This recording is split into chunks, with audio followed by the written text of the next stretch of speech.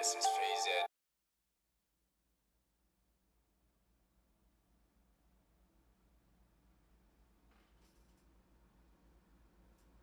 Alrighty, what is up everybody, and welcome into round 7 of the Coast League. Tonight should be a pretty good matchup. We're gonna have a best of 3 playoff, or best of 3 match, Swiss bracket still, between our boys over here on Malevolent Esports as they take on, what do these guys want to call themselves? They're your nemesis, but they since became Vyre. Two, pretty decent teams. They're surviving into round 7 of Swiss. So you know they're holding on for life. You know, they want to keep it in there. But let's slow the yap train down a little bit. Let's look at what we got here. Vyre is 3-3, I believe. I believe those are losses. I'm gonna have to go with those are losses. 0 round differential, so they're at least holding it up. And then Malevolent, same thing, except they're actually down around. These guys, like I said, they're in the hunt to keep going on to the next stage here. They're not quite top 24 teams. The maps we're going to be having tonight, pretty good maps.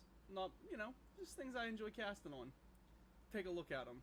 Loading it up here, I believe we should be starting with Clubhouse. We're going to have Malevolent on the attack first with your nemesis defending, or Vyre defending.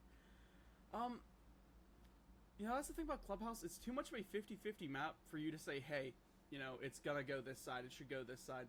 I don't know these teams well enough to know who's going to predict what, but you know what, right now, we're in an aim game meta. The brain controls PC, but everyone can aim. So let's see what they're able to make of it. Following that up, we've got Chalet. And Chalet, to me, is just such a, defender-sided map. And we're going to see Malevolent taking that defense first. Everybody loves Chalet. It's a good map. Hope to see some great plays on it. A lot of verticality, better be played. That's what we expect. And then the last map we're going to have here for today will be Cafe. Cafe is our decider, and again, it looks like Malevolent will be attacking that, so they better be on their A game for attack. Cafe, it's a toss-up map. Again, I'm going to say more lean it towards the defense, because that defensive side is just that strong. That top floor is so easy to control. Oh, they're asking if I'm ready. Sorry, I gotta look at my keyboard. I got a mic in the way of it. And we're going to be diving straight into this map. Map 1 will be Clubhouse.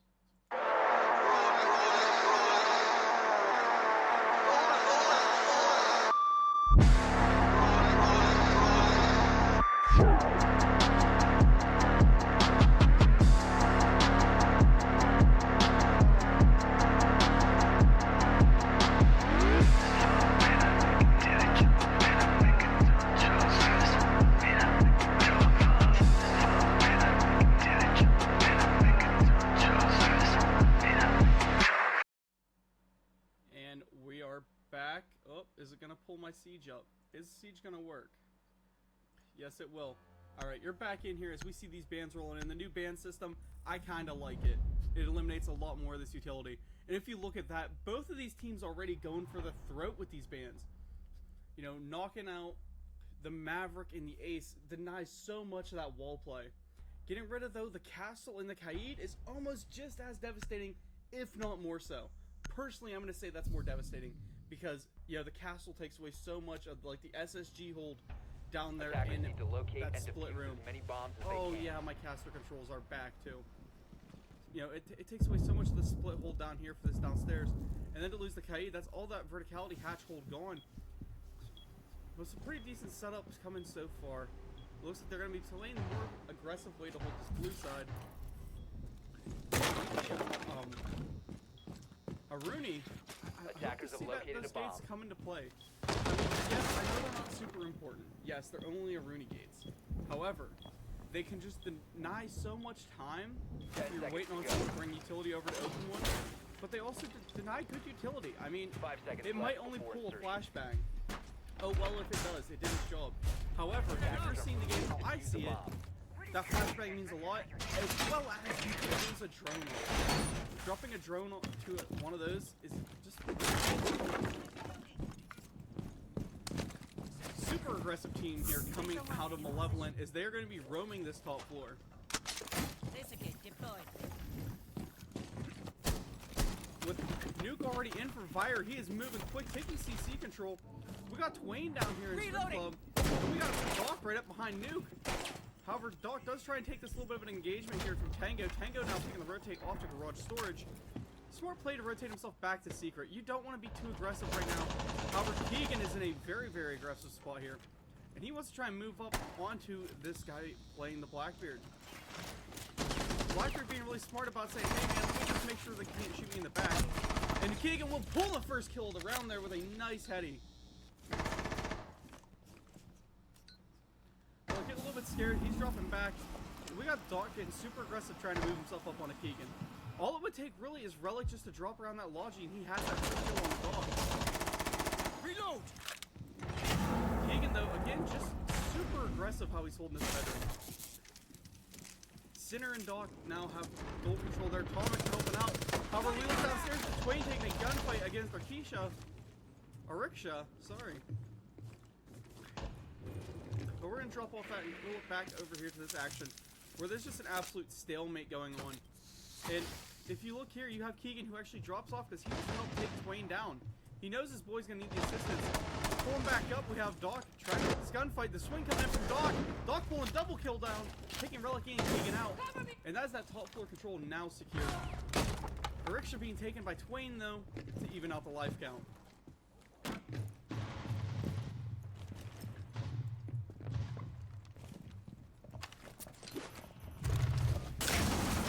Finding Ariksha there. That is that last guy off site down. However, not a lot of HP to go for this. Sinner himself. Pretty low HP. But you know what? In a one-shot headshot game, that HP really doesn't matter all that much. You hear them prepping to drop the hatch. Make a play here.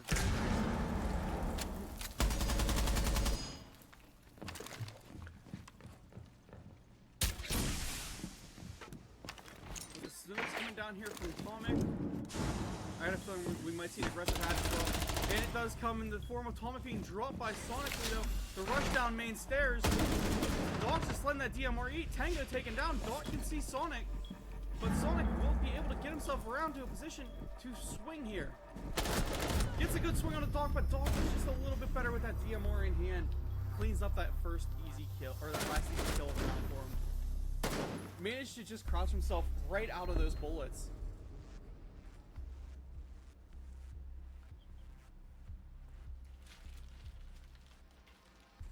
Alright, following up now, round 2. Hoping to see a gym bedroom hold. They held that upstairs for a very, very long time. They did not let anybody through. They did not let any map pressure up. Yeah, well, until they got blasted. But still, I mean, it was a long hold upstairs. It was hard to break. Just whip the controller out. Nice flying shots.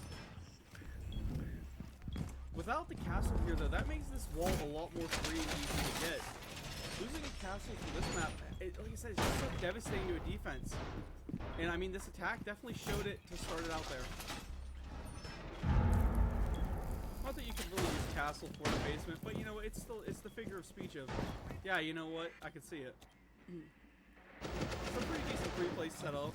Excuse me, chat. And I always love seeing the Valkyrie. We're in such an intel base. You know, it's part of just what makes this game great is because no matter how many times you load in, how many rounds you play, let's say you sit down and you play 2,000 rounds in one sitting. Out of all 2,000 of them, you will not have one that's the same.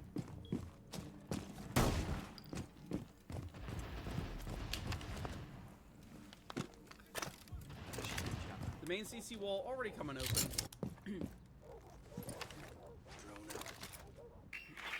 And let's see what they have to try and defend that. It looks like they will have Keegan playing the top red.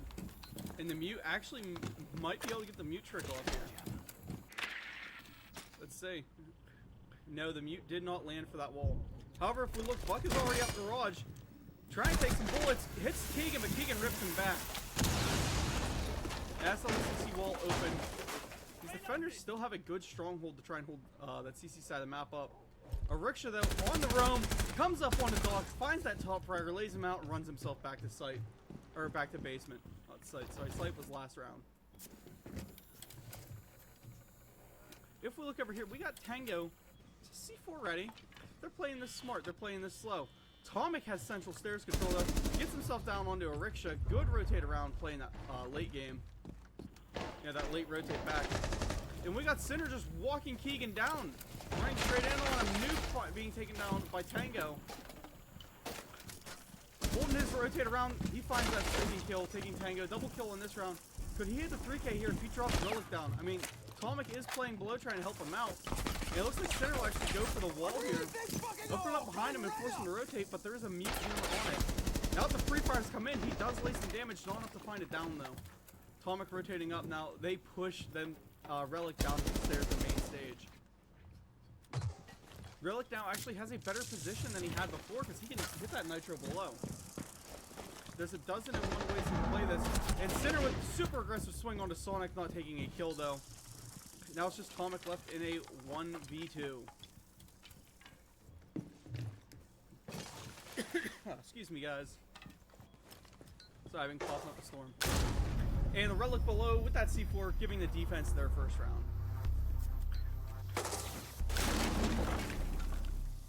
Pretty smart big brain plays there. I liked, you know, the Valk did her job. She held that cache down as long as she could. But she rotated off and still made herself useful downstairs. Because there's so much soft floor utility there that a Valk downstairs is just scary. Especially because they still have cameras up. I don't know if there was one in Logi though.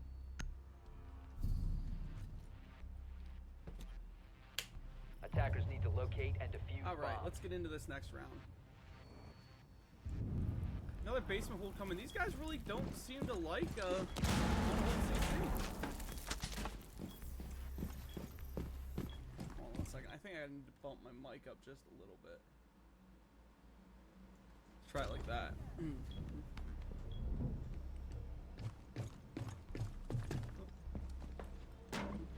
Attackers have located a bomb. Doorway secured.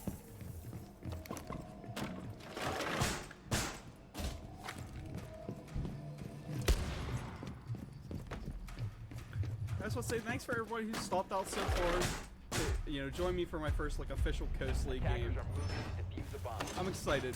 I like what I'm seeing. I like the Wikipedia page set up. I like having info to go off of. Makes this cast actually pretty entertaining for me. Swapping max. Excuse me. Drag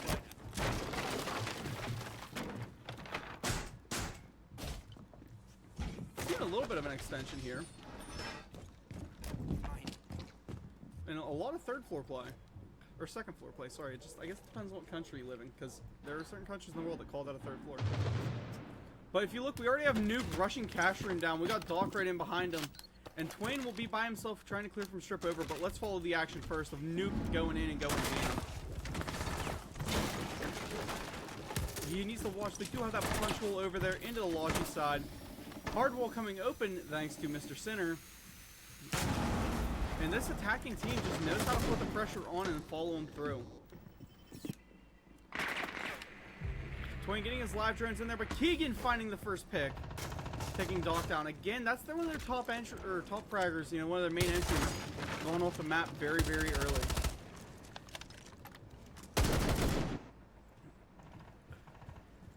A lot of pressure here on Twain. I don't think he realizes it, but this strip side push is going to be make or break for how this round goes, because he needs to get a pick here. He needs to, you know, even the boards up, he needs to get something aggressive. Keegan making a very, very ballsy play, and it cost him his life. Sinner's still up. The Sinner swings himself into Relic. Doesn't even realize Relic was there. And here comes Nuke up to help his boy. However, they pinch him in. Tango and Relic both find a side. And this defense is looking absolutely on fire. Tomic coming in the basement now through, you know, that dirt tunnel. And Twain just trying to maybe get himself a one-on-one swing. Finds a good pill onto Rickshaw. Finds a double kill there onto Sonic. And man, he is still standing. He has a lot of room to go. Relic has a bit of a weird angle though. Dropping in. Twain hears it, pulls the triple. Dude, Reloading. it sucks. There was just enough time between that kill to where you can't keep the hype flowing. But it was still a pretty sick kill. Tango now the last defender in a 1v2. Atomic will get those live drones. However, the 6th man for the defense is coming into play here. At 20 seconds left, they've got to do something. And there's a lot of utility, barbed wire, wood barricades, a lot of everything stopping them from making this push. However, the main enemy right now is that a beautiful Vector. Rotating up onto the head holes, though. I believe that is Twain and Atomic now stacking up. Atomic runs in for the plant, gets dropped down. Now it's Twain and Tango in the 1v1. Going for the plant, he has to. There's no time left. And literally no time to spare. Diffuser actually gets planted. Twain's still standing. And he is taken down as he tries for the rotate off by Tango. Tango with an absolutely stellar clutch there. A triple kill of his own. That's just something you really can't beat. Let's see if these are working. Alright, yeah, so it looks like my replays are working, thankfully. Look at that. Just the little pre-fire that helps him out so much. Twain, just a quick, nice double succession back-to-back there. Moving in now for the 3rd round bans. I guess 4th round bans. Just, I like the, again, I like the new ban system. Those late game bans help out a lot. Like the Blackbeard and Valkyrie, both these teams are now starting to try and, you know, knock off one of those strong points that they were being strong-armed by earlier on. Oh, excuse me.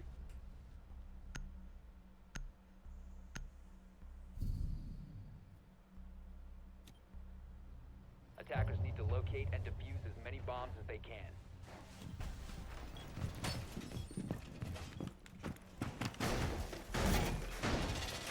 Alright, now we'll finally see the CC cache hold. I've been waiting to see one of these. I mean, they've held it every round, they just haven't actually held it as an objective. Wall's done.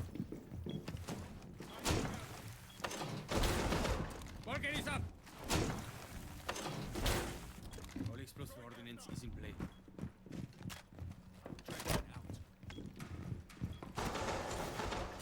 Sorry, chat. 2 seconds.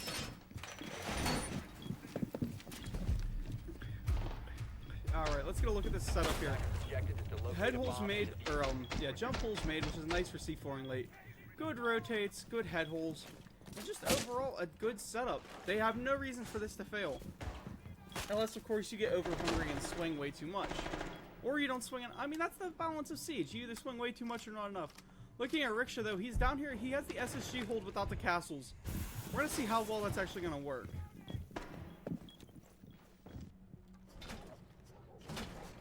The Zoto canister's already coming in clutch, and let's see what Nuke sees. You know, he's still giving them live pings. I don't think he knows that there's a second one on him, though.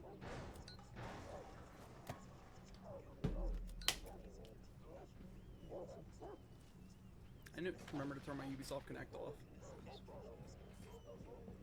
Maybe I'll do that between rounds. Looking in, dude, there are 3 people holding his angles here. However, if you look over at Twain, Twain is actually in a good setup here. If he can sneak his way in to pull some easy kills. However, he is now being watched. You know, Riksha kind of has that inkling of knowledge, but I don't think he fully knows. If he gets droned out, he might be a goner here. Forcing him to rotate off now. Twain should be moving himself up through, and he will get that scan off and go for the early push. That Monty definitely needs some help to try and clear this guy out. Back grenade out. Grenade's going deep. And if you look up here at Doc, Doc is actually going to be trying to make his push in, which I don't know how smart of an idea that is, as Smoke is still right down there. Live pings on him. They have Smoke absolutely pinched. However, thankfully, Sonically is there, and they get the rotate off together. Good play by that defensive. Not trying to, you know, you don't need to play your life in that situation. Nuke taking control of garage stairs now. He has that top rafters. They have full garage control. That Smoke is kind of a pain. However, Smoke is eliminated by Sinner. Sinner picking up that double kill there, taking Tango out. And the Twain trying to play below. I don't think he knows that this guy is laying on top of something, so it doesn't matter how much you will play below. It ain't gonna help you. Smoke's going absolutely everywhere. Fire absolutely everywhere. Now we're gonna see Sonically try to sprint in. However, Sinner picks himself up to a triple kill.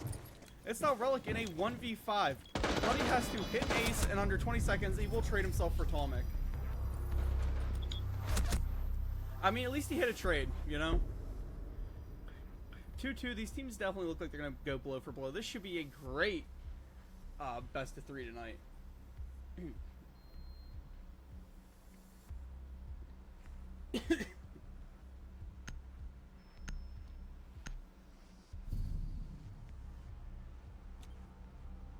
Defenders, protect your bombs from being defused by attackers.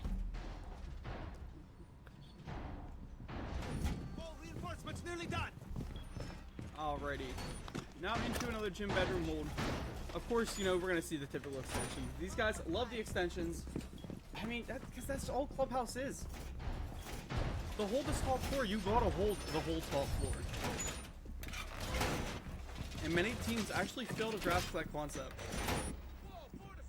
However, it looks like these guys don't fail that at all. These guys got an A+ in that class because there are rotates set up everywhere. There are head holes set up everywhere. The whole site looks like it's the upstairs. Let's see if we're gonna have any vertical roam though. I love the vertical roam. There needs a vertical roam. I'm a strong believer in a vertical roam. However, it doesn't look like there will be one coming today.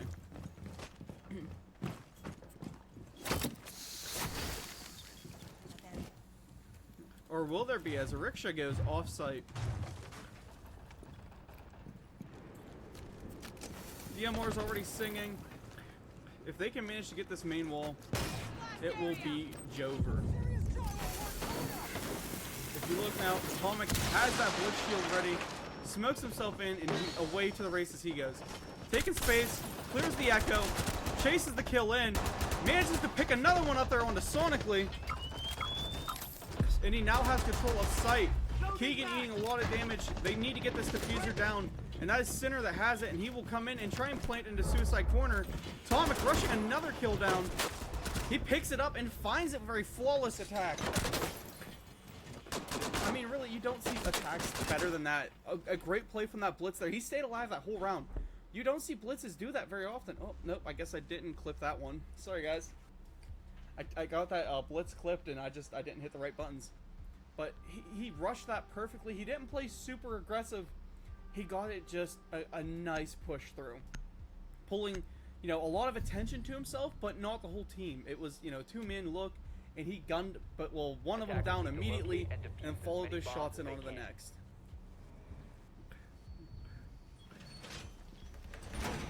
I mean, I love a good blitz play, man. That's sick. And anymore, I mean, shields are strong in this game. Now, yes, they gave the nerf to them. They weakened them. I don't really want to hear that, because we just see, you know, how much attention they draw, that little bit of panic they cause. We're going to be seeing Atomic run it again. Is he going to run it back and just, you know, run him over like he's Prime Le'Veon Bell? Maybe. 10 seconds to insertion. Right now, if you're a fan of Malevolent, what you're praying for is a 3-3 split. Because, you know, Clubhouse, a 50-50 map. You won, you know, half and half. You can't win them all, bro. You can't 4-2. I mean, you can, but that means you've won that side. Throwing half knots. The best you always want is a 3-3. Going out.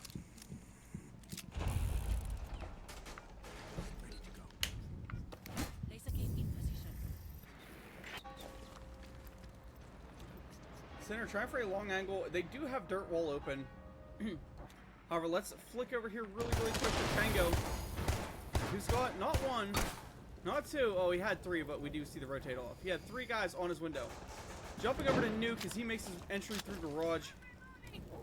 Twain just eating a little bit of fire damage there. Center playing this very long angle, manages to light up Keegan. Not enough to find it though. That recoil control would have definitely landed him that kill. I ain't gonna knock that recoil control there, bro, because I can't do better. Sinner eating a little bit of damage and saying, you know what, bro, fuck you. Have the upstairs. I'm going to the objective. Atomic taken down extremely early on by Tango. However, he's refragged by Nuke. That blitz down hurts his attack quite a lot, because that blitz was their face of aggression. Riksha finds one. Sonic finds Nuke. Riksha pulls the shot. He tries to take Sinner down. Sinner, for some reason, went in for the plant first. You have neither the HP, the man numbers, or really the like actual personal time to do that. Chilling in the smoke grenade, Center will try and rotate out, and it will be taken by a Riksha. Riksha just a one-man army in that corner. That's what I mean. A good smoke player is scary, especially when there's. I mean, if there's a blitz on the board, he's gonna do his job, and Twain gets taken down by Keegan just as he unsheaths that DMR. But he goes to slide the SMG back into holster, pull the DMR off the back, and just gets swung as it happens, falling into the 3-3 split.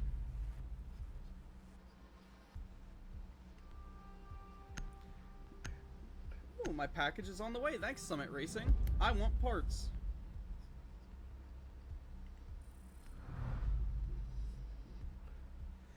Excuse me.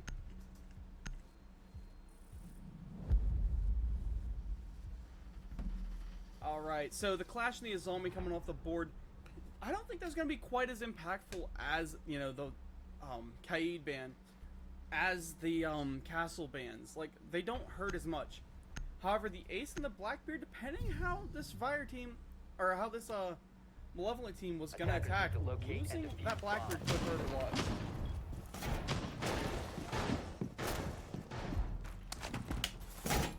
Remember, kids, stay hydrated. Just had to drink my water. But no, depending how they plan to attack this, I mean, losing Ace, which is arguably the fastest hard breacher, or at least the best for fast breaching in this game, on top of losing the Blackbeard, it's gotta be absolutely painful. Site setup being made across into the cache side of the map. It's gotta be a stronghold, dig those heals in. However, they still have the castle on the board, so maybe this will be a little bit easier of a hold. And nope, no punches. Attackers are moving out to Come on, locate a Bandito, bomb. Burrito. Start punching that castle barricade. Ooh, I really like the Lamai disc. Try and deny. Just hold that castle barricade as long as you can. That's the punches we were looking for. And it looks like everybody will be chilling upstairs. I want to see some off-site. Give me some verticality, man. Vert control is the name of the game for Siege. I mean, I guess maybe not as much for this map, but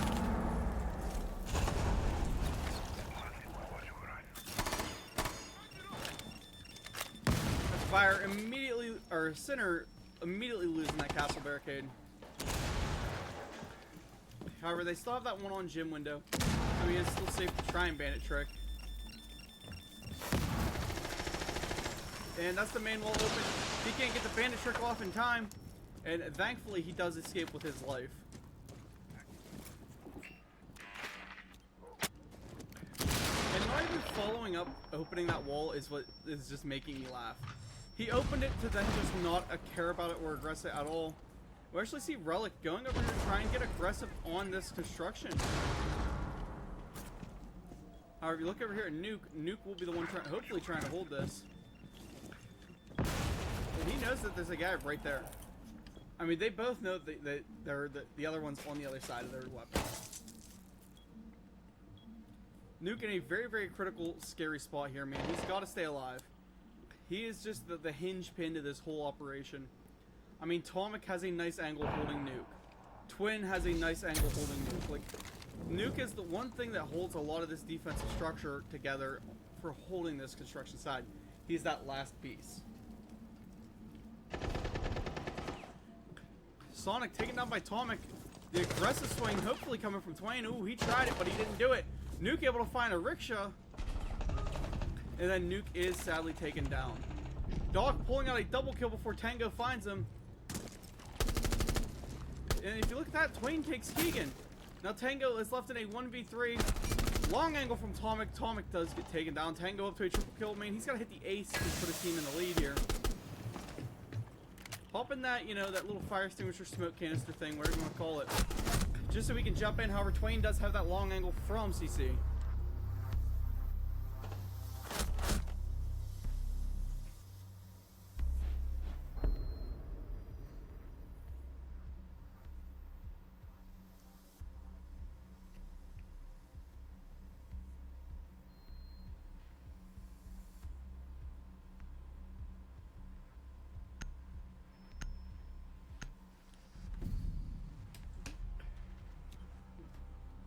Attackers need to locate and defuse as many bombs as they can.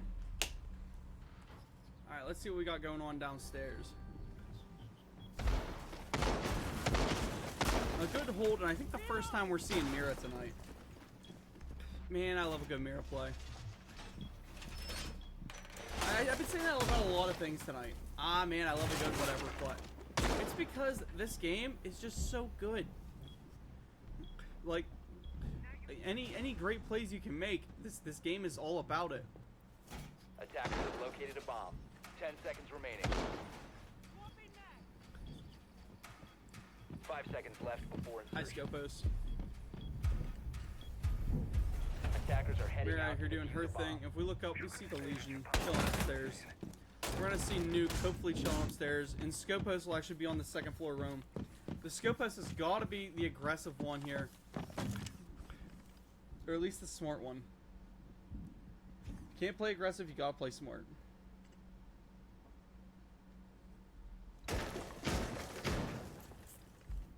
Reload! Alright, that's only Tomic making his rotates, chat, before we start freaking out. Twain is still just being a, patient little guy here. Nuke, however, getting a little bit antsy. You can tell on that stage, man. He wants someone to swing him. He wants to find some feet. He wants to do something. Bro's got his Feet Finder app pulled up, and he is trying to swing one.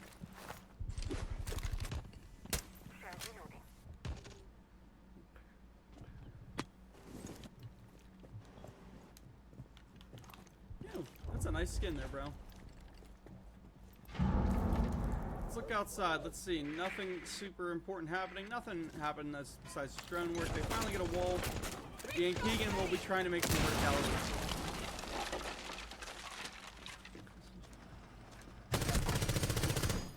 Almost finding center off that vert play. Would have been kind of fire to see that happen. However, Relic walks himself through dirt tunnels and gets the entry pick there on the dock. Everyone defending is off site. Besides center. I mean, don't get me wrong, Twain can make a quick rotate back, and it looks like he will be. Tomac probably going to be sprinting down blue. And Nuke does make it back now. Everyone is on site, however, we see the diffuser going down. Attackers dropped it. Luckily, Sinner does find a perfect angle to do it. Twain gets himself quite a few kills. Ariksha is down. Nuke does pick a kill. And now it's just Tango left in a 1v4.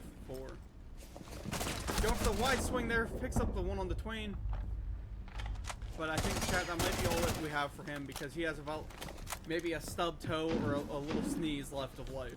You know, if he gets the sniffles later on, it's over. This man's dead. Tomic making a nice play to pull himself back into escape tunnel. We got Nuke setting up for his cross, and then of course Sinner always has that good angle from where he's standing. Tango has got to do something here with only 30 seconds left. He's got to make a hero play. Pushing down central stairs. I don't think he cares how much noise he makes, and he'll swing himself straight at Nuke, who will give his team round 8. Let me just do this. Pull up the analyst app.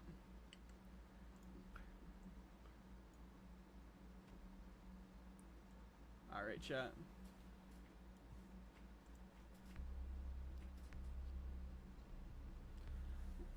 For the most part, entry KDs are about the same. Blue team will be taking their time out, so let's go over this just a little bit. Center, he will have the highest cost in the game, or like the perfect cost. He's at 100%.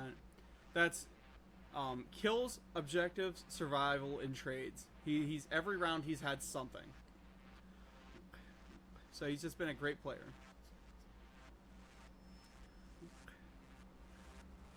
Oof, excuse me. Sinner and Twain, though, both have 3 multi-kill rounds. That's a big stat. That means that they're about making the hero plays. They're about being playmakers, and they're doing very, very well for their team in that.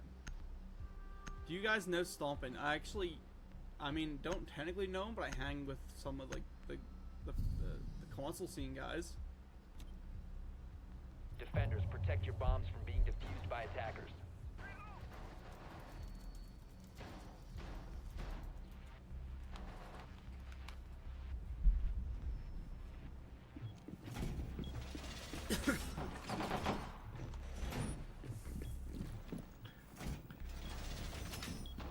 CC Casual coming for what very well could be the round that puts them into match point.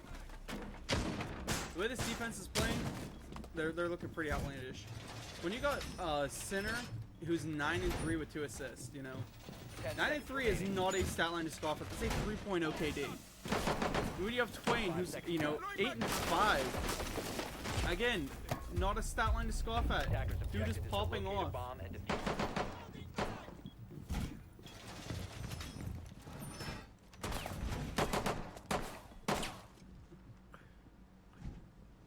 Everywhere else, I mean, they're breaking even on trades. You know, 5-5 for Doc, 4-5 for Nuke. That's a good stat line. Like the operators he's playing. And Atomic gets up to 7-6. All these guys are doing perfectly fine. However, if you look over to the Malevolent side, Tango is at 9-7. He's got to, you know, he seems like he's going to be their hero playmaker. We got some nice up top angles opened up by Capital. Keegan gonna be making that pro league play. You see a lot of pros do this for this site, man. Tracker active. What do you mean by that, sir? Oh, it's because, you know, you play this guy below. You bring out the Deimos, you open those floors up with them, and you just let everybody know, hey, we coming. Sinner eating a little bit of damage down below. The scan coming out from Tango. And will Sinner be able to get the trick off? I think he will. I think Sinner does get that trick to go.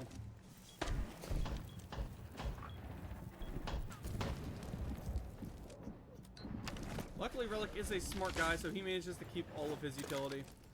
And that's the walls re-electrified.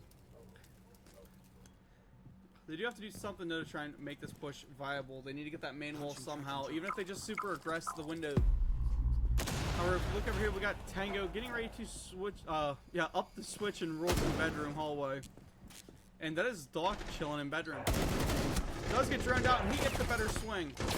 Has another player moving on his left. Runs up. Does not find it, though. You know, it's a swing battle between him and a rickshaw.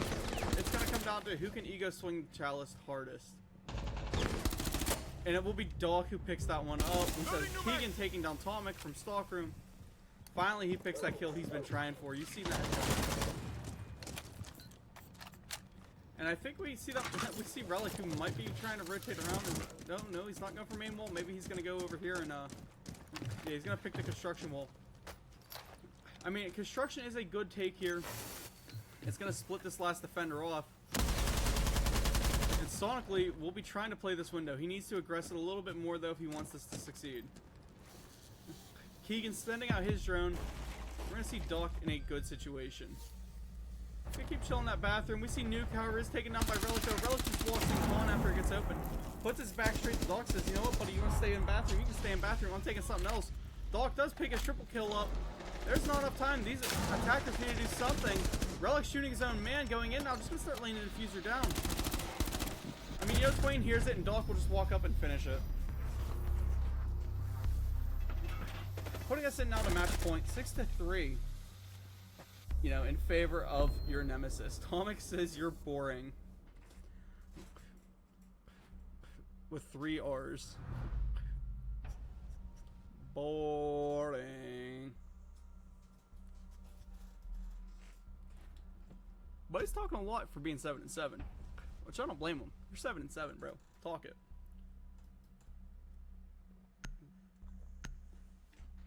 From a match that started, you know, so high to where we're at now with the 2 Bravo and the Thermite ban, they pretty much just said, hey, F your hard breachers, and got rid of the 2 best in the game. The 2 primaries of the game.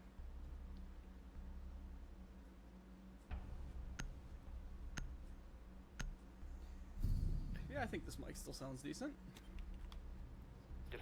Chat, what do you guys think? I just got my new mic installed yesterday. First time ever owning an XLR mic, so it was pretty confusing to set up the first time. You guys think the quality's good? Think it's bad? Think I should just give up? Nah, I'm here. I love it. I haven't really heard the quality myself all that much yet. I haven't really listened to the mic, but from everybody I've asked, they said they liked it. It says it's nice, crisp, and clear. I do have a good pulp filter in the way. Keep that slimy, spitty spit off of hitting it. And hopefully to keep some crackling down. 10 seconds to go. Long sight extension setup now coming through over to cache side. 5 seconds to go. All Vyre has to do, or your nemesis, what are you gonna call him? I'm gonna call him Vyre because it's in the name. It's Vyre like vampire, as you can tell by their logo up there. It's definitely vamp related. Let's look. So we're gonna have a rickshaw breaking out that blitz. I mean, not last time, but the time before we seen a blitz in play, things got a little ugly. You know, it got pretty aggressive. And it already forces that basement rotate from Twain, bro. You're playing as the warden. You're the direct counter to him. And with not having any hard breaches on the wall, that makes this game a lot more challenging. However, they do still have some hard breach charges, and Relic better put those to good use.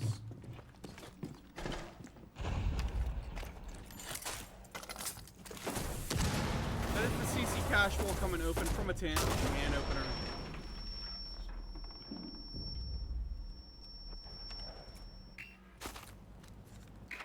What's this defense doing? We have Tomic who's still just chilling in bar. We have Twain who's chilling close on lobby. I'm hoping that we see some aggressive plays coming.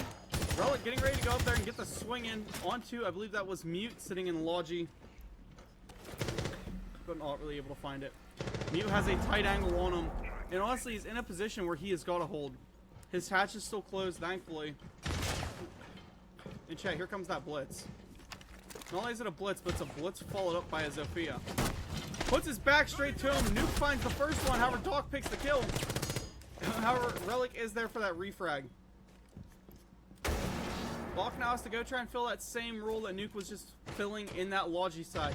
Which is just deny, deny, deny. Sinner eating a little bit of damage from a swing in. If we look here, we're going to see Twain on the long rotate. Tomic is taken down by Sonically. Doc picking one, almost picking two, but Tango is able just to fry him down a little bit faster, hitting the refrag for his teammate. And that's Twain knocked off the rotate. Sinner now left into a 1v3. The fuser is going. He cannot see his head. You can tell he was wanting to hit that pixel, and Tango will pick that kill up, giving Malevolent another round. Yeah, they're denying that 7-3 victory. There may be a 7-4. Or maybe we're going to see overtime. I mean, I'm good with overtime.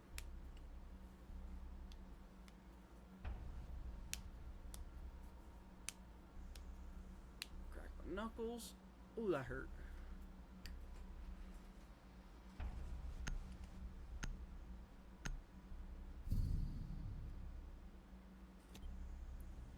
Attackers need to locate and defuse as many bombs as they can.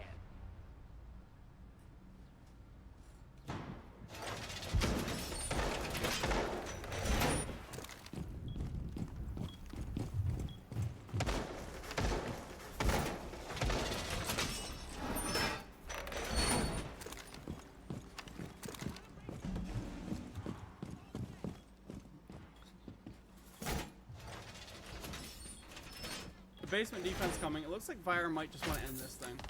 They toyed with their food that last round. Maybe this round will be the one they lock in. Pulling out that mirror again. 5 seconds to go. No, I don't like that. Wall swapping. I don't like that one bit. Because now imagine the attackers just take blue. They have now control of your camera, or of your mirror. They've got a lot of map control. I don't like that play. However, I guess if you're putting your gunner man Doc in there, it really doesn't matter that much. Keegan already eating some damage. And Nuke gonna be pulling out the Feet Finder app again, trying to see if he can find something underneath this castle barricade in top bar. I cannot hear any gunshots, chat. I think my audio glitched itself onto Doc. Yeah, I meant to say it did.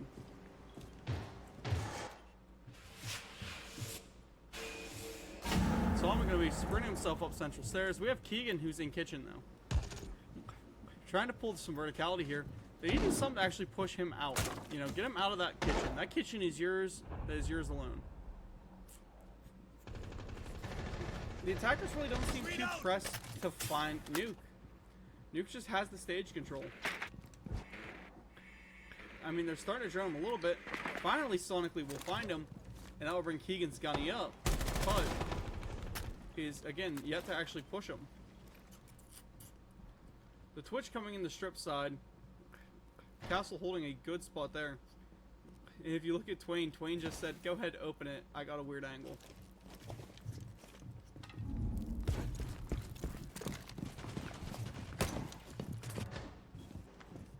The best part about this hold that they're making, though, is that it's not even a suicide hold. It's a hold you can just walk away from. You don't need it. It's not a requirement. C4 coming up. Not able to find anyone with it yet, but it's still sitting there. A rickshaw will take center down. And Relic is moving himself through tunnels. A rickshaw trying to get aggressive here. Bottom of the main stairs. Keegan is taken down from, I believe that was the castle. Yes, it was. Now they're pressing the double swing. And they actually don't pick it up. Vyre will find Relic. A rickshaw runs down on Atomic. And now it's just Nuke left in a 1v4. Everybody's very, very low, though. So he better be praying he can hit some good shots. No rotate made. I know that has got to suck. Pulls himself into blue. Sees one off the bomb chassis. Takes the guy planning. Almost finds a good clutch up. But, however, a rickshaw is there to just deny it. Orange team calling their timeout after losing 2 rounds in a row. They don't want to blow this match point.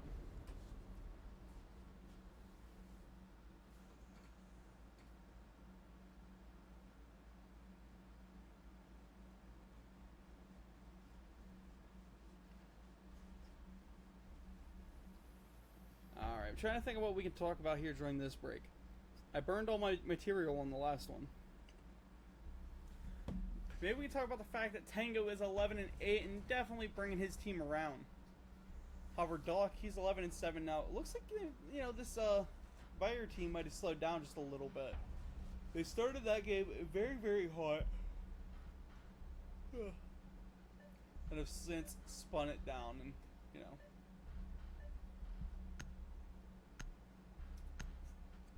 Maybe we'll see another 3 split. You know, we did 3-3 the first split, we'll do 3-3 the second, and we'll take this thing to overtime, where we can't predict what's going to happen, because both these teams just do their own thing.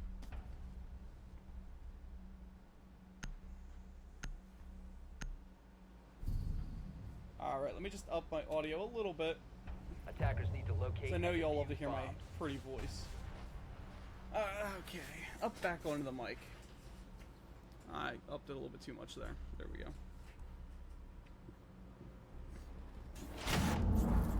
Drop it down. Let's see what we can get happening. Center bringing that mirror out again. Let's hope this time it works good for him. So in the last round, I don't really remember seeing much from her. You know, a little bit here and there, but not enough that it like fully mattered. You gotta love casting, chat. It's just so fun. Attackers will discover the location of a bomb. Let's see what upstairs is gonna bring us, though. Hopefully, Attacker's objective is to Excuse me. defuse a bomb. I'll say hopefully another aggressive hold, but it actually looks like the exact opposite. They're bunkering it down. So we're gonna be paying some attention to these attackers. The attackers need love too.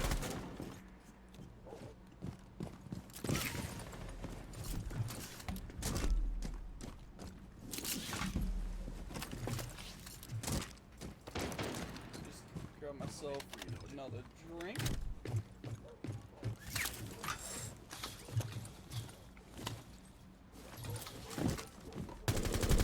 Alright.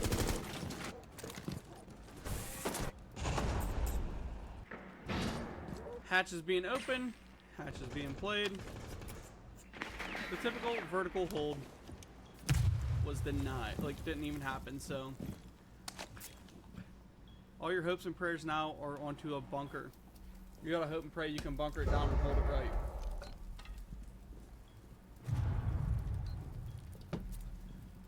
Uno Draco, thanks for the follow, man. So this Tomek, he looks like he's gonna be the aggressive one here. Relic's coming down, gonna be eating a little bit of smoke damage. Actually won't be eating any because he was smart enough to move away. And that pretty much traps Relic where he's at. He can't come down the stairs. He needs a teammate, you know. Relic needs one of his boys to go try and push the smoke.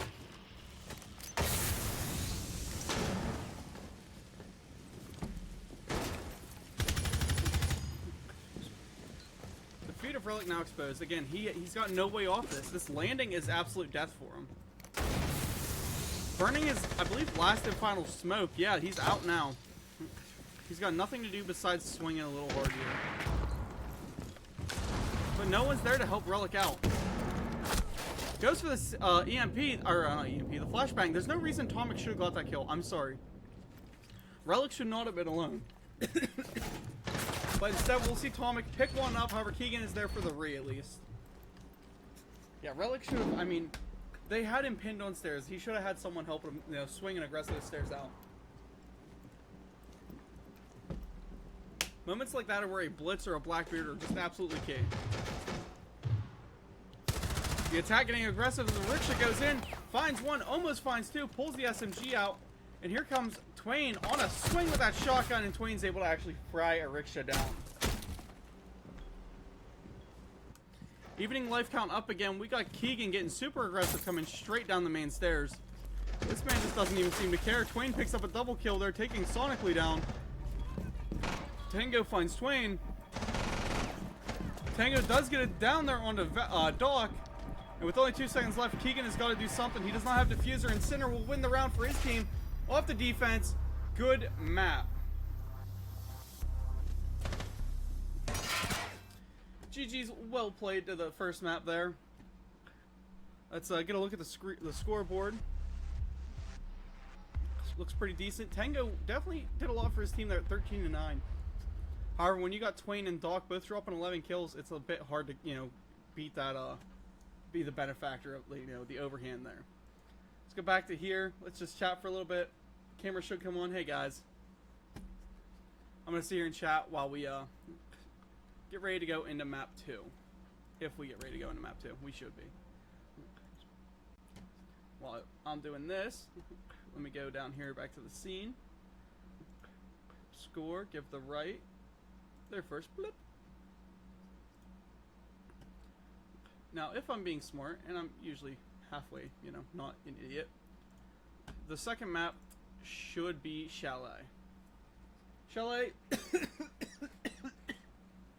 Excuse me, I'm dying. Chalet is a pretty good map. I love it personally. It's a very, very vertically held map. So if you're vertically challenged, not the map for you. That's a short people joke if you went over your head.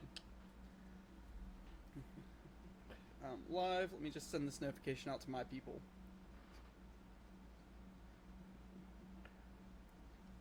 You know, 'cause I want my people to know I'm live too. Yeah, map 2 better be Chalet. Hopefully it's Chalet. Just go in and say, I'm ready.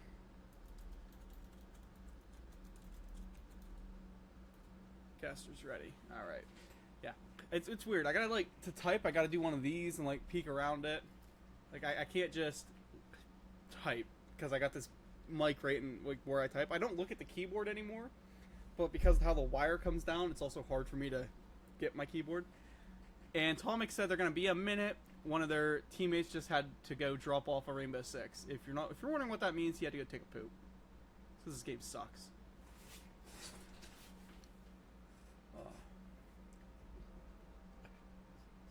So, leave my ugly face off screen. Let's go to the map bans. Talk about that a little bit.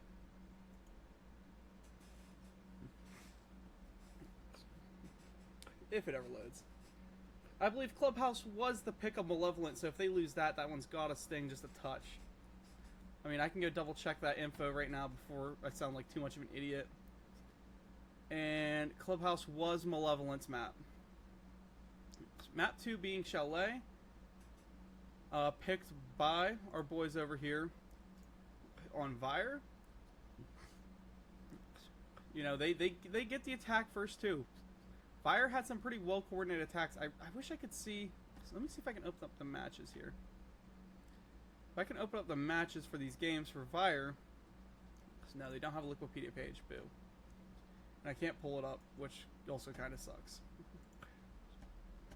How about Malevolent? Does Malevolent have a Wikipedia page? Or Liquipedia, not Wikipedia? God, like... no. Okay, none of these teams have Wikipedia pages. I wish I could go in and read. I like reading.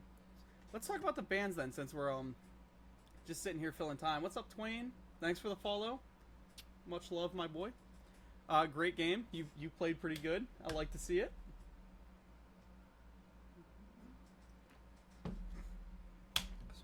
As I was saying, though, let's check out some of these bans. The highest banned attacker right now is Blackbeard. He was banned 98 times.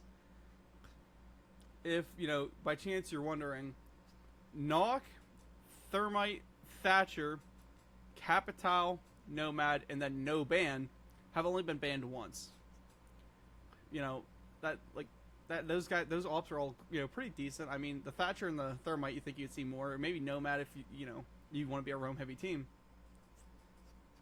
But to put this into perspective of how insane Blackbeard is and why every team gets rid of him, Dokubi's only been banned 5 times. Blackbeard is a priority. We do have Deimos banned 25 times, and we got Maverick, this must be Pro League, banned 40 times. These attacker bans are a bit wild to me, because I'm not used to seeing that. I'm used to console, where, yeah, the Blackbeard's going to be banned, the Blitz will be banned, and our Monty will be banned. Usually a Dokubi goes out too. Looking over here onto the defensive side, the most banned operators are... Actually, there's 4 of them, and they're all really, really good bans. Getting rid of the Azami, the Mira, the Valkyrie, and the Tuberau. All of those guys banned over 40 times, with Azami taking the cake at 64. Dude, she is just apparently hated.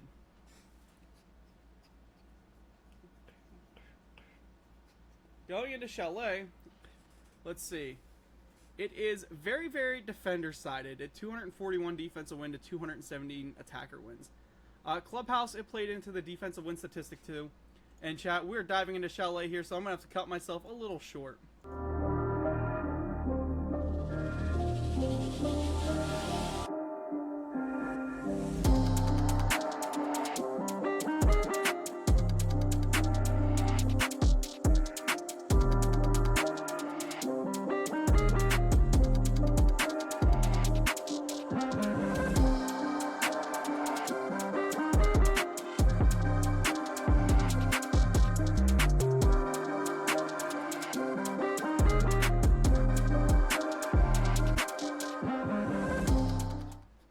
Welcome back, y'all. Hope you didn't miss me too much, but what you did miss was an ace and the Milk Dud ban. Yeah, they got rid of Clash. I got a feeling, you know, Clash, we might see her banned quite a lot. That rework definitely helped her out in all the right ways. The Mira and Blackbeard, I could have seen that one coming too. Mira is such a strong operator for the defense on this map because she plays so well into this vertically controlled holds that seeing Mira go is key. Blackbeard, he is just so rush heavy. Pretty common to see him go. The attackers are all here. They get their ops picked. Let's get rolling. Need to locate and defuse as many bombs as they can. Alright, where did I set my controller? There it is. Ain't it funny, guys? In 2 seconds I can lose this thing. And immediately we're going to be playing into a kind of a vert hold here. Starting with the bar game hold. Without the mirror, that makes, you know, this top mez a little bit more challenging, especially trying to hold that library side. But it's still a good, you know, good map. I like it. Let's drop back down in the match chat so we can make sure everybody says, yep, we're still all good. Nobody said anything in match chat, which is, I mean, a good thing for a match chat if you ask me. 5 seconds left. A good match chat while playing is a quiet one because it means there's no protesting, no questioning. Attackers are moving to defuse a bomb. And just as quick as I thought we were going to have a heavy upstairs hold, we see, it's a 2-man.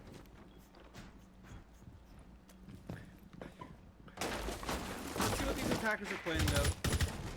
I'm thinking we might see some sneaky plays here coming from a rickshaw. I like to see it. I like a good knock play. Relic already making that quick entry going in. Him and Keegan just face checking the world behind those drones. They have no hard breachers on their team, and they do have some hard breach utility on Relic though, which they're definitely gonna need a little bit of that. Ooh, that they almost, you know, I'm surprised Tomic actually didn't take any damage off that, and I'm surprised he actually didn't get sprayed in the back as he rotated back.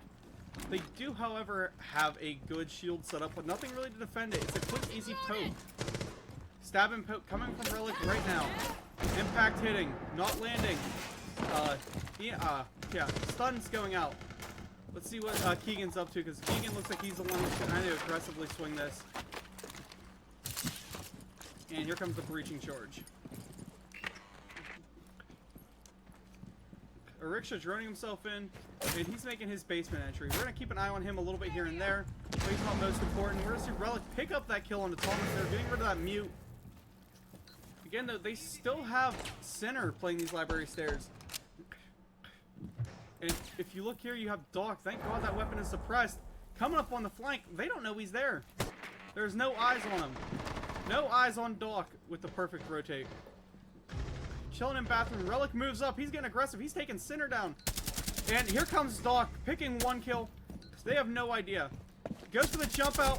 Almost finds it. Runs out of ammo. And then Tango will pick him up. Man, if he had the ammo for that play, imagine what would have happened. Twain gets a good kill there on Sonic. And now it's Twain and Nuke in a 2v3 against Ariksha, Relic, and Tango. Ariksha going for a little bit of aggressiveness on a Nuke there, but not able to find it. Okay, Mal, step it up, win this map. I mean, hey man, Malevolent did pretty good that map one. They especially brought it back. You actually seen Vyre take their their timeout, or your nemesis take their timeout, sorry. They're going by both names right now, and Tango will fry Nuke down there to end this round. Giving Malevolent the first round of the map. And what's up, Flawless? How you doing? As I was saying though, Malevolent was holding out pretty well. You know, they were doing their thing, playing their game. They just were losing some of those 1v1 battles that they had to win.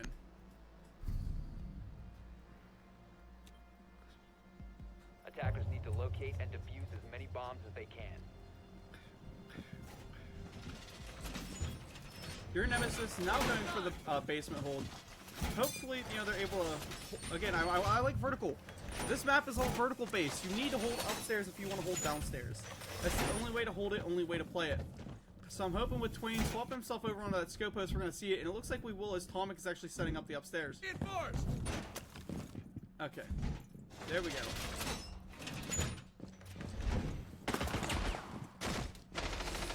Chat, there's a new sound bug for casting. I just found it. Hopefully, Ubisoft, maybe one day someone will watch that from your company and realize, hey, there was a sound bug. Or hopefully it happens during a Pro League event. What is up, Isol? How you doing, my man? Let's go, Vyre. Dude, Vyre's been killing it. Currently up one map. However, it's, I think, like a 7-5? 7-4, 7-5? They kept it pretty close. Alan, you need to stop going online and offline. Your profile picture is so weird, man. I forgot to shut that off between rounds. I'll hit it between rounds, I think. I don't know if I can shut that off or not. No entry being made into the building yet. As I say that, Ariksha makes a liar out of me. He's going to be moving up here onto Twain, laying a little bit of damage. Twain going to be going for the swing, and he's already in library, and he wants this kill. He's laying Ariksha up, and he goes for the long swing, but Ariksha just has that quicker reaction time and puts Twain down in the ground, putting him down to 1 and 2. No more, you know, second floor hold as Nuke does find a nice pick there onto Sonic. Love to see it holding those fireplace stairs, man.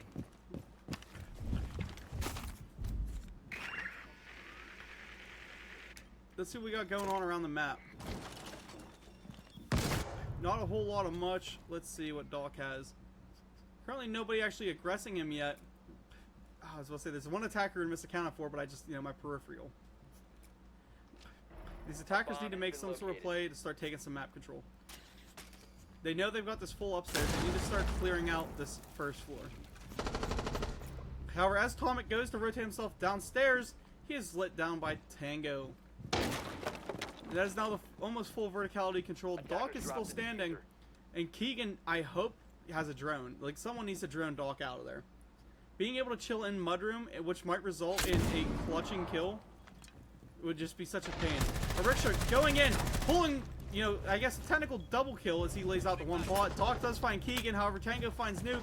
It's now down to Doc in a 1v2.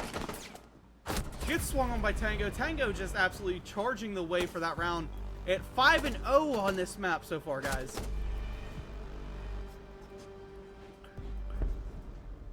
Tango looks like the man right now. Hard to beat.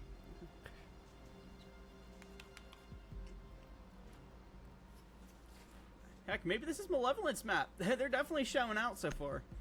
I can't say much. It's only the second round, or going into the third round. But they've been looking pretty hot.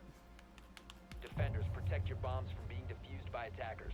I mean that in the ways they're playing on fire, not in a homoerotic sense. I don't know these dudes. But another vertical control coming as they're holding this upstairs. As I've been saying, chat, the way to play Chalet is just to chow the vert. And they're doing just that with a nice upstairs hold, a nice upstairs setup. Oh, hey, what's up? Stretchy is online. If you don't know that guy up in my top corner, Stretchy, that is Mr. Stretch from 5.2. The guy's the absolute legend in the console scene. I hope that y'all get to meet him one day. Yeah, if you follow the cast, you'll get to see him, because I love the 5.2 games. But that's not what we're here for. We're here for Coast League. We're here for some PC Siege. One thing I've been loving is, again, it's PC, so everyone can aim, and everyone can aim good.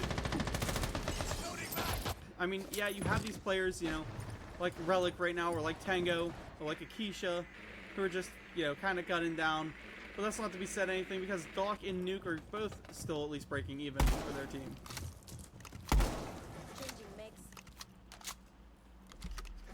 I'll have to pull my stat tracker up after this. That way we have the stats going. Keegan, making entry into library. You know they're going to be trying to make this push over. You've got to push over. You've got to take this off his control. Twain in the absolutely most aggressive position I think we've seen him in for most of the night.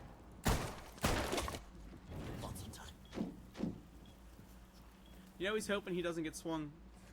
And Keegan setting up for a weird long angle. I don't hate it. I don't love it, but I don't hate it. I guess you can watch any weird long rotate angles.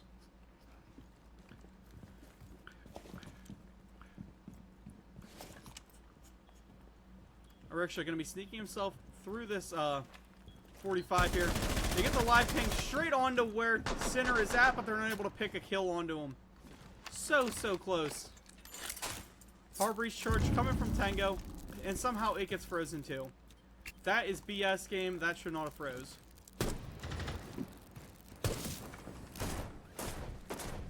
Let's see what Twain is up to, because I think that was the sound of a can over almost opening.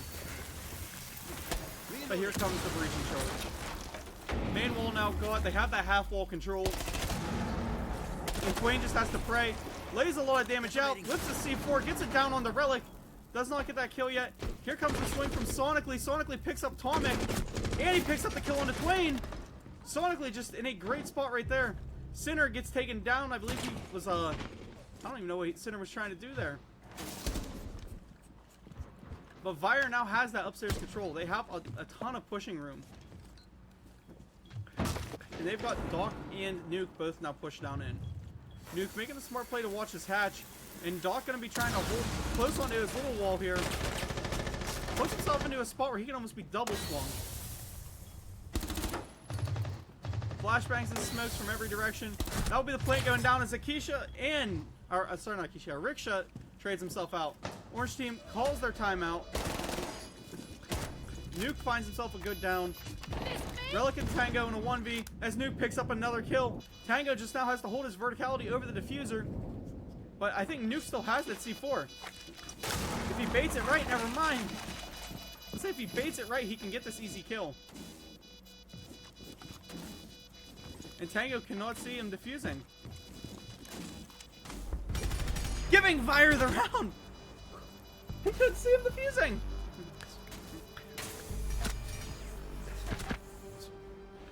The team is having one of the reactions of, what are you doing, man? And that is the attack timeout now coming into play.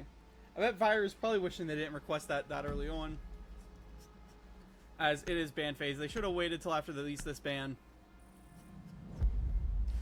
And there goes Tuber out and Thermite. I mean, we all seen that 2-Brow ban coming. Let's be real. Like, the 2-Brow has stopped so many pushes in this series so far. It was just a given that it would happen. The Nemesis team definitely locked it in for that last round, as Doc is now 4-3, Nuke is 2-4. Dudes are absolutely positive in trying to lead the charge for their team. However, if you look at Tango, he still is yet to die.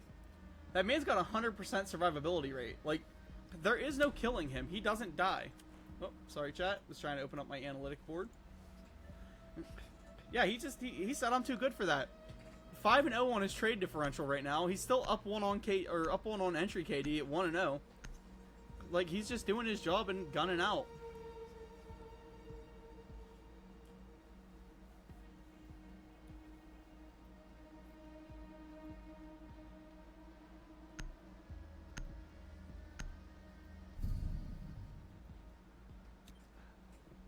Defenders, protect your bombs from being defused by attackers. Remember, chat, stay hydrated. I'm one of them guys, dude. I brought 3 bottles of water up just to sit here and sip on. Because if I try casting without drinking water, I sound like a dead horse at the end of this thing. I won't be able to talk.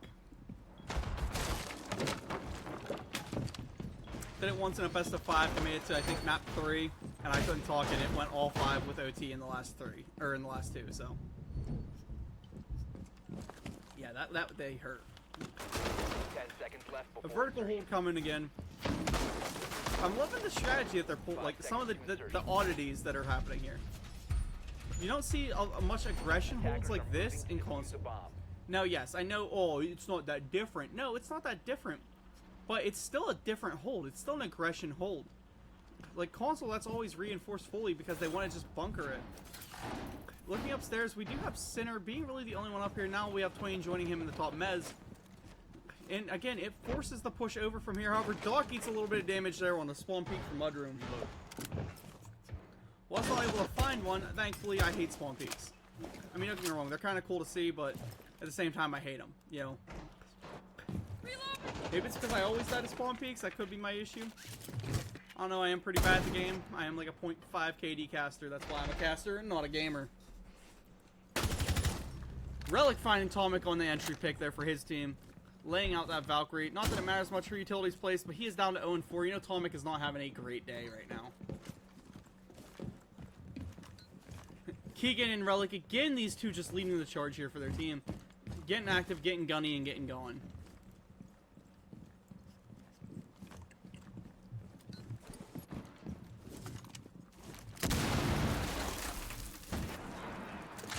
The push through this blue hole is starting now.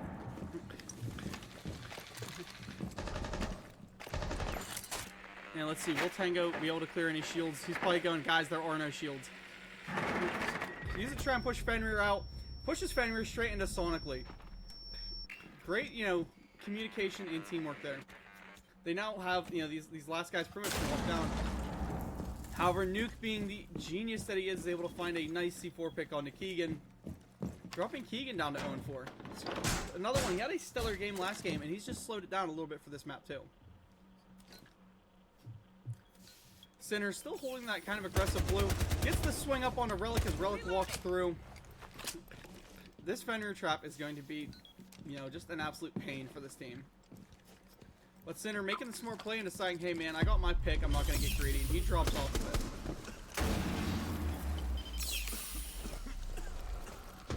And really, the angle of that thing, it's impossible to shoot for Tango.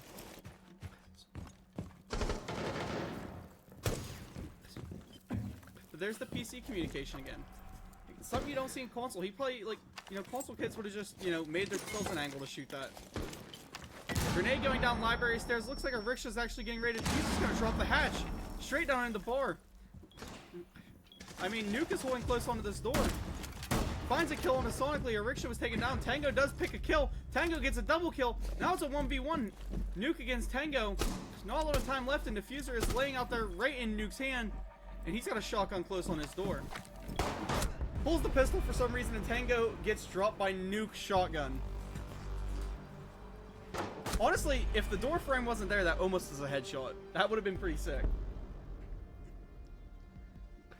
That's like the ultimate just middle finger play. If he would have hit that headshot and put his team up another round.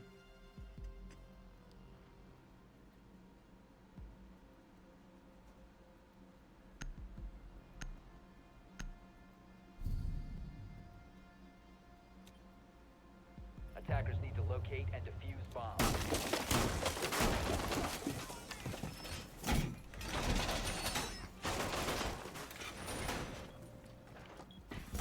Basement hold now coming from the Vyre team.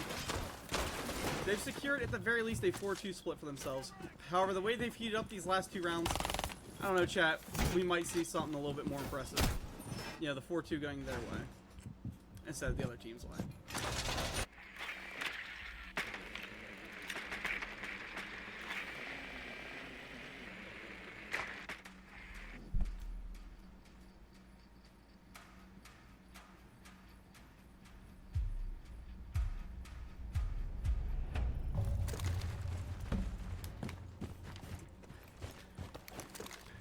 Finally, the Undying has died. Tango is 7-1, chat. I feel like that's a sad announcement we have to make. Unyielding, Undying. He bent the knee, and he was dropped. Doc, a little bit of an aggressive peek there through the mudroom window. And again, verticality is, yeah, I mean, kind of being held. I mean, Tomic is the one actually off holding. Doc is just kind of holding the blue stairs, but you know what? That still matters. You need to hold up above. He's doing just that. Keeging, make an entry, taking top mez. Everyone else just drawing themselves clear. We have a Rickshaw coming in gaming. You know, he's hopefully setting up to get a good swing here onto these blue hallway. But if you look, they're all gone. Except for Twain, who's now, you know, he's also... They just gave up that full blue hallway control. Not going to slowly be making his way back, but... I don't think it really matters the position that they're in now.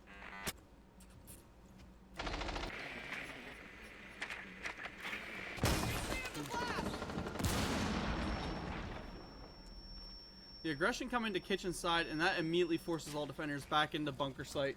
They gotta pray and they gotta hope that they can withstand any sort of surge that this attacking team throws. Because Malevolent has heated up this map.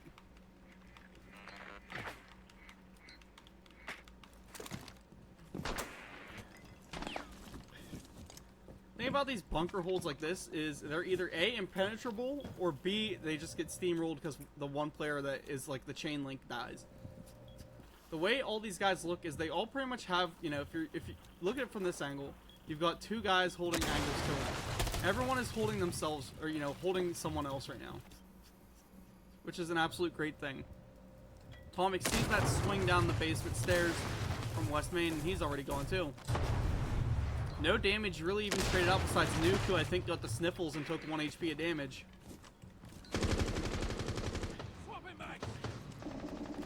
And right now, you can hear this internalized debate of Relic of, do I ego chow? Do I ego chow? Looks like he will as he drops straight in. Sonic coming down the main stairs. Shots coming from IQ. Tomic will be able to find a rickshaw though. Relic finding Doc.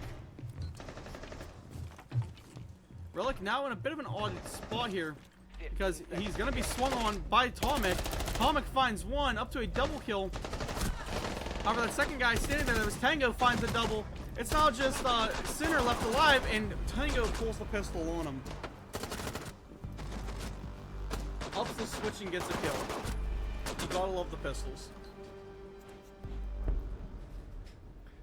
Malevolent now taking back that lead that was rightfully theirs from the start of 3-2.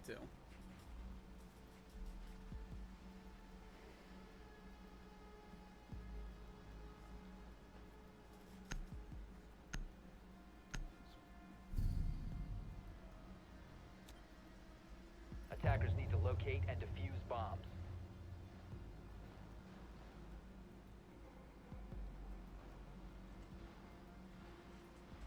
Alright. Attackers have discovered the location of a bomb. Now, down into the kitchen hold. If you're Vyre, you're at least praying for the 3-3 split.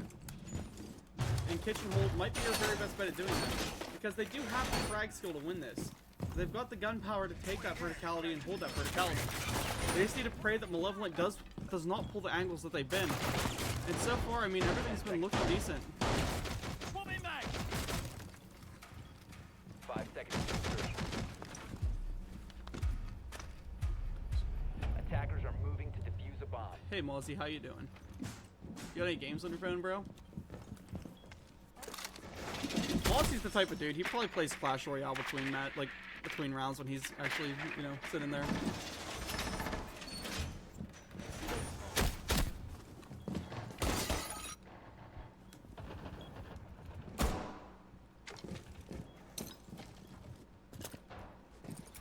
The attacker angle here. We have a rickshaw who's gonna be playing out on these double windows. This Ying is gonna be super annoying later, I think. Right now, they are trying to force the Malusi Doc into swinging somebody. You know, kind of pinned into trophy room here. And is that a drone hole I see? Those were some drone hole shots. I want to see Doc thankfully make it out of that trophy spot just alive without taking any damage. Riksha prepping his candelas.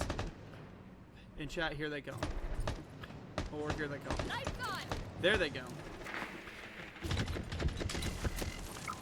Candela's hitting. Here comes that lion scan.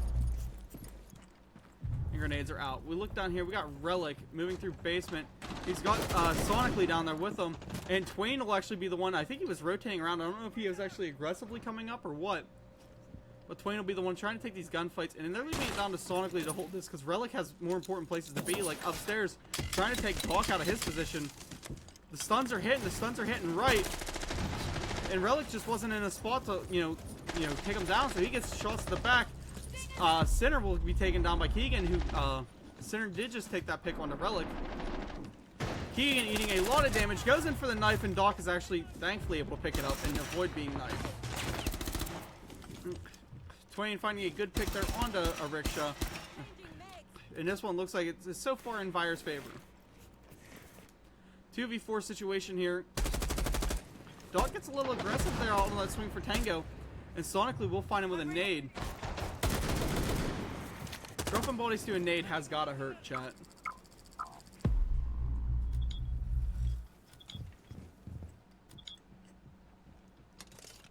Still, the upstairs hold is there. We got Twain set up and ready. However, Sonically will take Twain down. And that gives sight control to these attackers. Nuke holding his vertical here. Again, Vyre is definitely praying that they're able to get something rolling. Swing from Nuke. Almost costing Sonically and almost costing Nuke. Both eating a ton of damage. Plant is down. The sixth man, he's a traitor. He joined the attackers now, and he decided I'm dropping it down to 40 seconds left. See Tango pick up that kill on Atomic. Tango now a one-man army at 11-1. Has got to put himself up to 12-1 to win this, or unless he plays time, but he won't. He swings 12-1. Tango, the absolute gunner man this map. Putting his team to 6-2. If you do the math correctly, which I always counted about 5 kills to a round, you know. So to do the math correctly, we'd say Tango has almost single-handedly won his team 3 of these rounds. I mean, that's not exactly how the math works, because there were 6 rounds, but siege math. In my brain, I can make it make sense.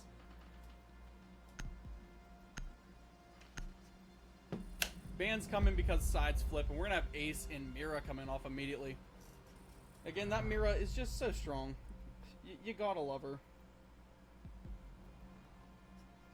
But I guess everybody hates her because they constantly ban her. I think that's just the strength of the character.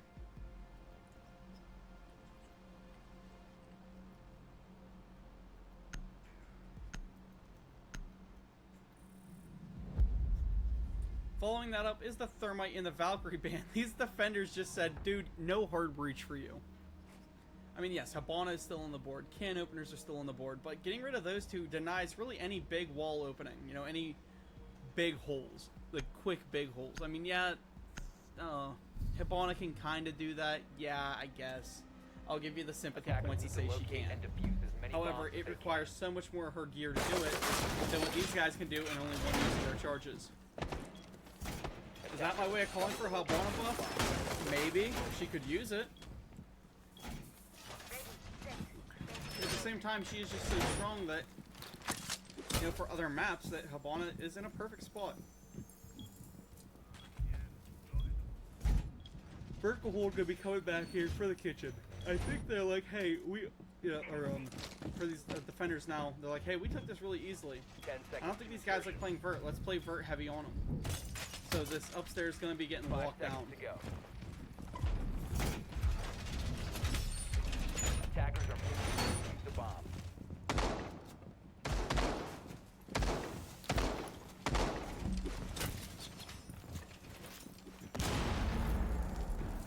Let's see what Tango's doing.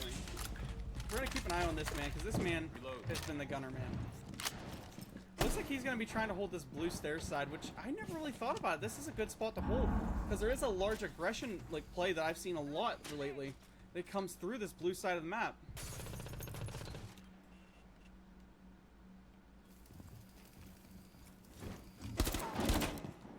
Doc already making that quick entry in the library, sprinting himself across top mez, and it looks like this man just said, you know what, I'm a gunner today. Cover me! As he is prepping to walk everybody down. No actual heart breachers on the map, so we're going to be looking at these guys with these can openers. And sonically has, I mean, a good angle to deny any top mez play. He's just not, you know, in the spot where he's going to.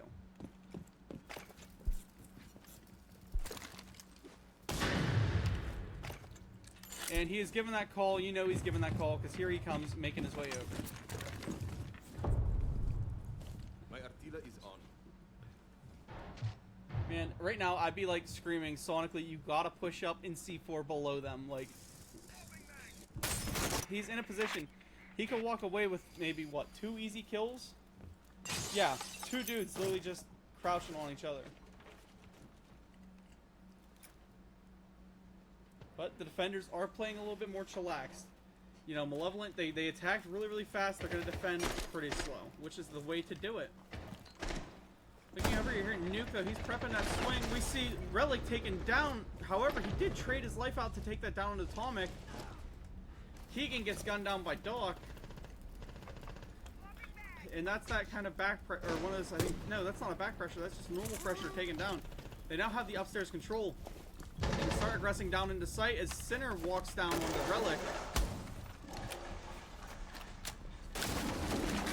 And now comes the game of verticality for these attackers. Hatch, for some reason, still closed down into sight, which is kind of an oddity. We see Sinner eating some damage, but he picks up the double kill and guns sonically down. Can opener going to be ripping that hatch. And, you know, hopefully we see somebody decide to start walking down. Doc opens the floor up, and that, you know, rail or there takes a beating, but Akisha walks away unharmed. Or Riksha, sorry, not, I keep saying Akisha. Riksha, Tango going crazy. Dude, Tango has been going absolutely off. The Russian coming now. Twain going up. Doc actually grenaded his own teammate. We have a Riksha fighting Twain. Doc now in a 1v2. Tango will just clean him up, putting his team up 5-2 on this map.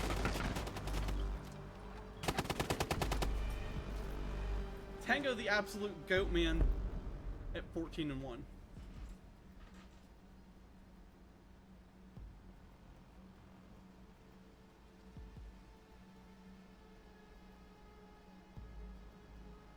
Yo boy flawless. Yo boy, Tango might be flawless. Attackers need to locate and defuse as many bombs as they can. Attackers have located Let's a bomb. drop down, open the match chat back up. Still quiet on the western front.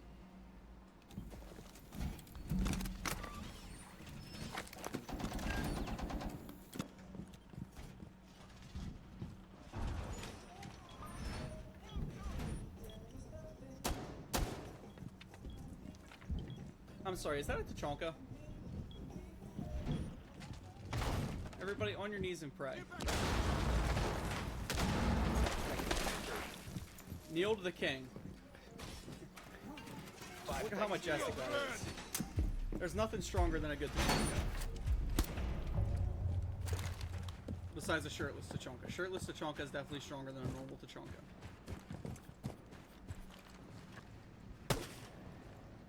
The attack here, I mean, pretty, they're spread out right now. I'm wondering what they're going to push here. Because, again, this is another one. They're going to buy so much time because they got to clear the second floor. And honestly, they almost need to clear the first because you got Tango just like it's Snowmobile. Can opener's hitting, trying to rip that wall.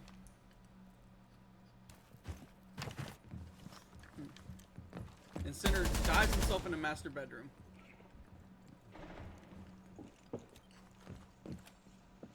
Let's see what he's got to battle on his upcoming push. They have the Frost there. Oh man, they have the Wilmai up here in Mez. Just a really solid holy utility. Hold on, we gotta go back to that. Jesus, 1, 2, 3, 4, 5, 6, 7 pieces of utility. 8, 9 pieces of utility.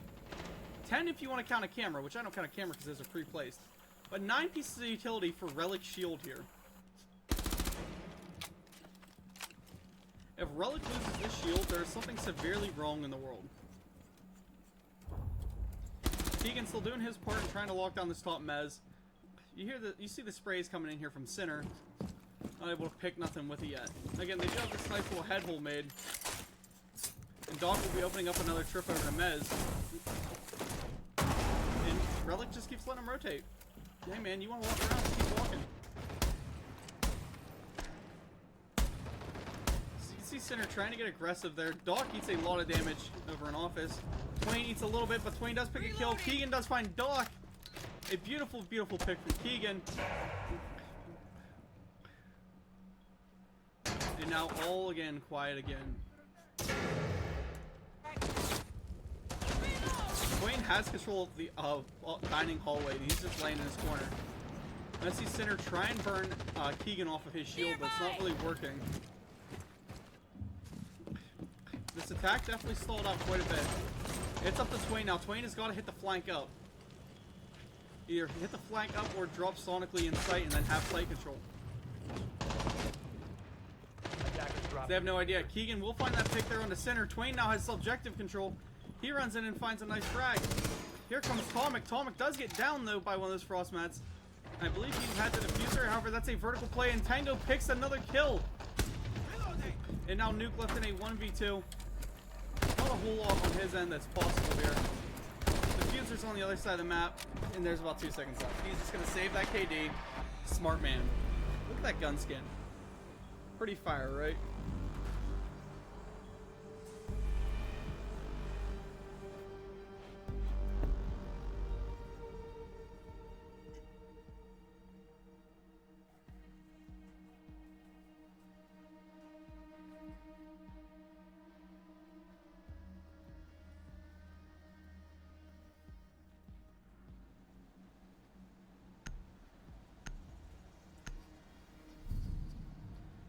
Moving in here to match point, I'm interested to see what can happen. Bombs from being defused by attackers. Because you can tell Malevolent really want this map. And I mean, I don't blame them. This map has been so far really good to Tango, who's 15-1. If this man drops an ace and goes 20-1 this round, I will, personally go pat him on the back. I'm going to invite him in here for an after-action report. I want to hear it. And I didn't even know you could set a drone up here. I mean, that's sick. Things you learn every day of watching these PC players. Break out ye old roller. 5 seconds to It's a insertion. nice view through sight. Top mezzanine hold is coming in. Attackers Oh, are locate a bomb. With the head hole, so this team does plan to be aggressive for this. Oh, no. As I was saying that. Okay. Let's make a liar out of me, why don't you, Tango?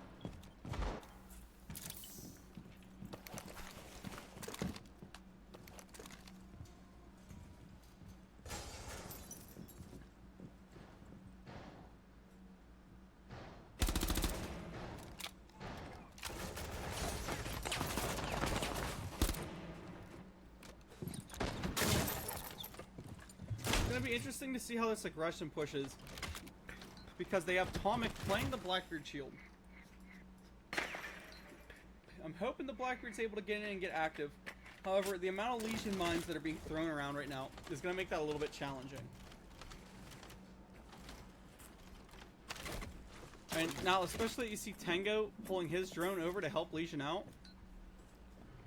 This push just keeps getting more and more challenging.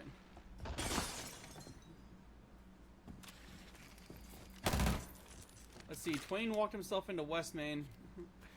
Still no pushes yet. Taking an eye, Doc though, because he's the one, you know, kind of in the best position to get a kill for this attacking team. And here comes the library rush. Nuke is just trying to hold Tomic down. However, here comes that swing. Ill-timed. Keegan held off just long enough for, you know, him to bait that swing in. And Nuke is taken down by Keegan. Good pick there. Here comes the run up by Sinner, and Keegan finds the double. Relic is taken down. Keegan's in a spot to go for it all now. Blackbeard eats a little bit more toe damage. Rushing up. They managed to mistime it and melee each other. Keegan pretty much out of ammo. Thankfully, Doc is able to come up and help him. However, you know, Tomic is super, super low. Dazed and confused. Match point in a 2v3 with the best player in the game right now still on the board.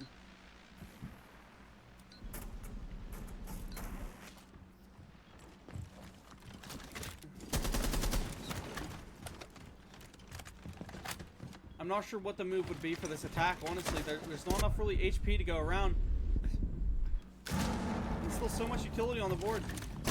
And Tomic will go in, and he's taken down by a rickshaw, and Tango will pick another kill, taking Doc down to go 16-1 in one game. 89% survivability rate, 23-1 in trade differential, 1.8 of a match rating. You know, he's 2-1 on his entries. Because that one death was just a bad entry. Tango did amazing. 6 rounds that had multi-kills. That's 2 or more. Buddy, you just went absolutely insane. And it shows. Alright, hold on. We're going to jump back to here. Let's chat for a minute. And we have a Vyre player dropped out. Not sure what happened. Let me go to the scene. We're going to go to scores. And we're going to give one to the left side for Malevolent. Almost just an entirely different Malevolent team right there. The way that they rocked up and started pulling bodies.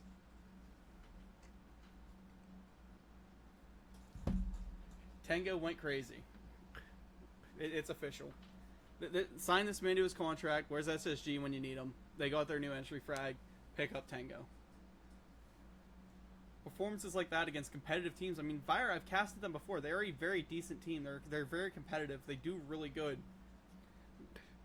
So for Tango to single-handedly pretty much dog walk him out of that, the man's just goated right now. And he is just showing off. Last map will be Cafe. Hopefully gonna be starting sometime in the next century. Not sure though.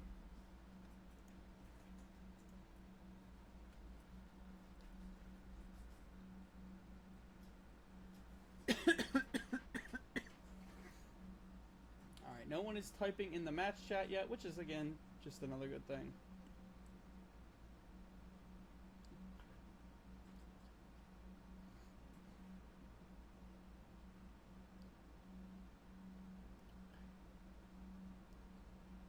Oh boy, I beat.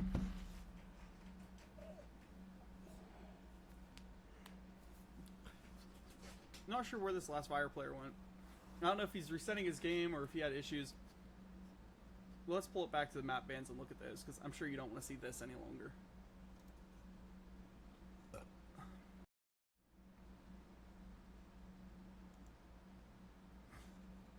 Yeah, map 3, Cafe. All comes down to this. Both teams are just going absolutely nuts, but let's check the split for Cafe. Cafe is... In this league, Cafe is very defender-sided. 149 wins to 100 attacker wins. Meaning 59% of the time, you're going to win if you pull Cafe, if you're defending. Which is pretty decent, I'd say. Ooh.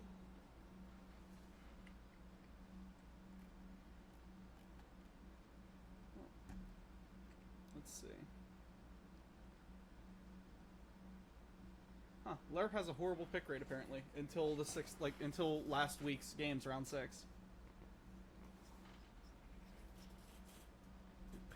Like seriously, it has the lowest pick rate. Oh, Tomic is going too. Let's see, what is the most picked map? Looks like everybody loves some Nighthaven Labs. Holy crap, 71 times. Last week, the most picked map was Nighthaven Labs. Kind of glad we're not seeing that, guys. I like seeing some breakup and some changes. I like this. I like having data at my hands.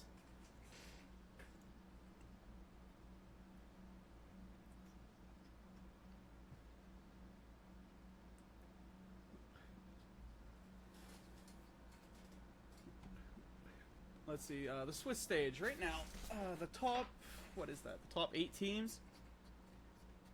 All of them are just, you know, pretty decent. Pack Runners, the Slums, Model 1 White, Model 1 Red, Intelligence, Xiaoyang, Ivy Sight, and Laltum. Both, or all 8 of those guys, up, you know, doing really good. Only losing a handful of matches. Like, seriously, only a handful.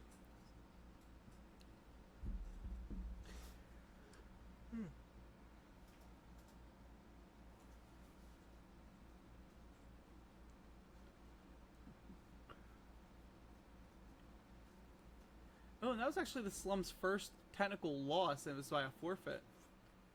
That's kind of painful, man. Pack Runners have been just absolutely smoking Pack, though.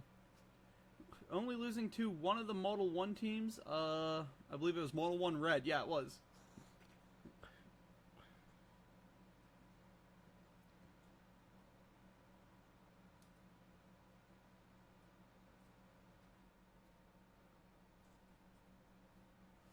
I don't know. I'm enjoying having these stats here. Let's go down. Let's scroll down. Vyre have lost 3 matches so far. One of those to 7 days. One of those to, what is that team? Soft Noodles. That's a name.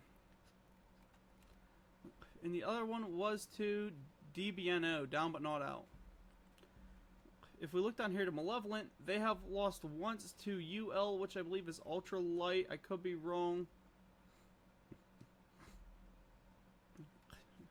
But that sounds familiar. Yeah, they've lost once to Ultra Light.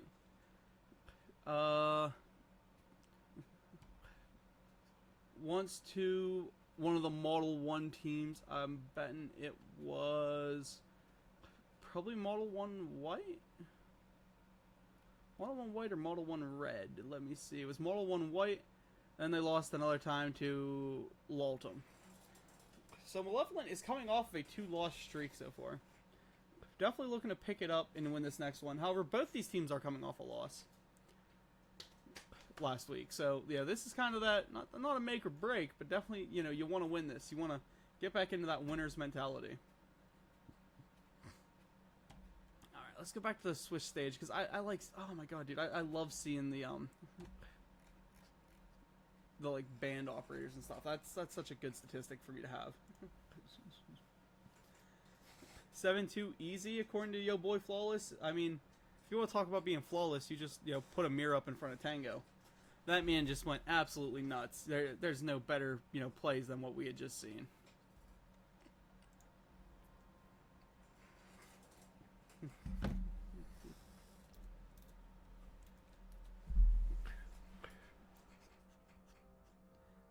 Looks like they're asking if everybody's ready. I'm ready, chat. I was actually, I wasn't even born ready. I was born early.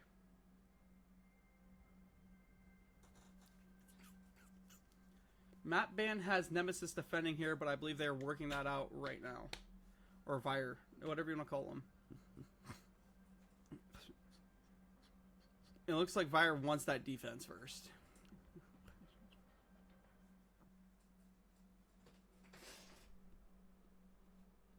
Guys, you liking the new mic? I've been loving it. I don't know how it sounds on your end. I listened to it a little bit. It sounded pretty decent. I love having an actual, like, good pop filter. One of them big round disc ones.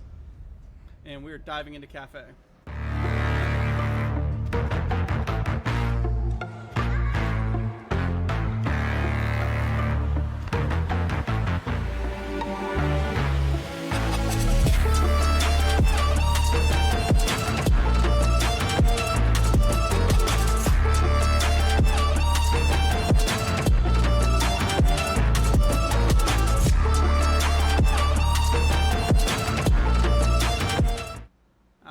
y'all didn't miss me. We're back.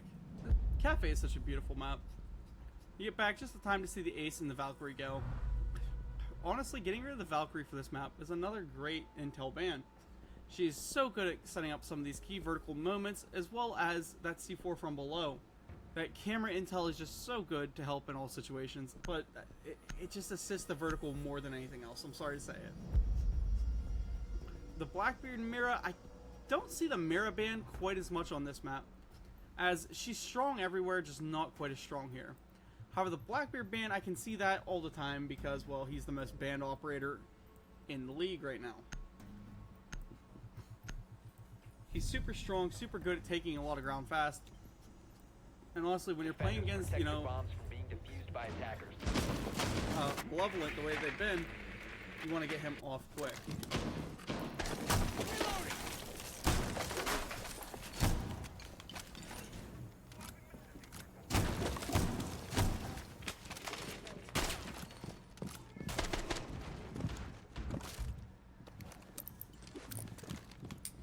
Thank God, guys, we didn't go to Skyscraper because I just now got the files for the map overview.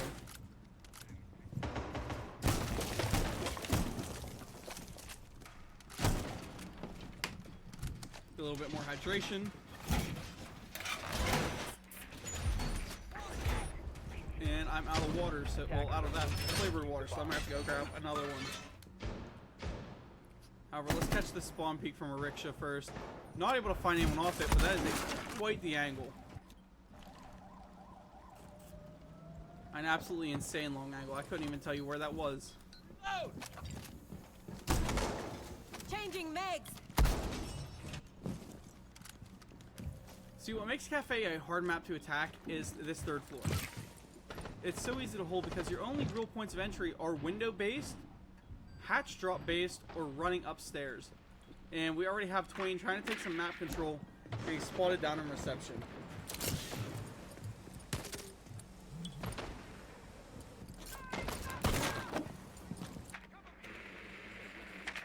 But yeah, the best way to take through this map, you gotta start absorbing.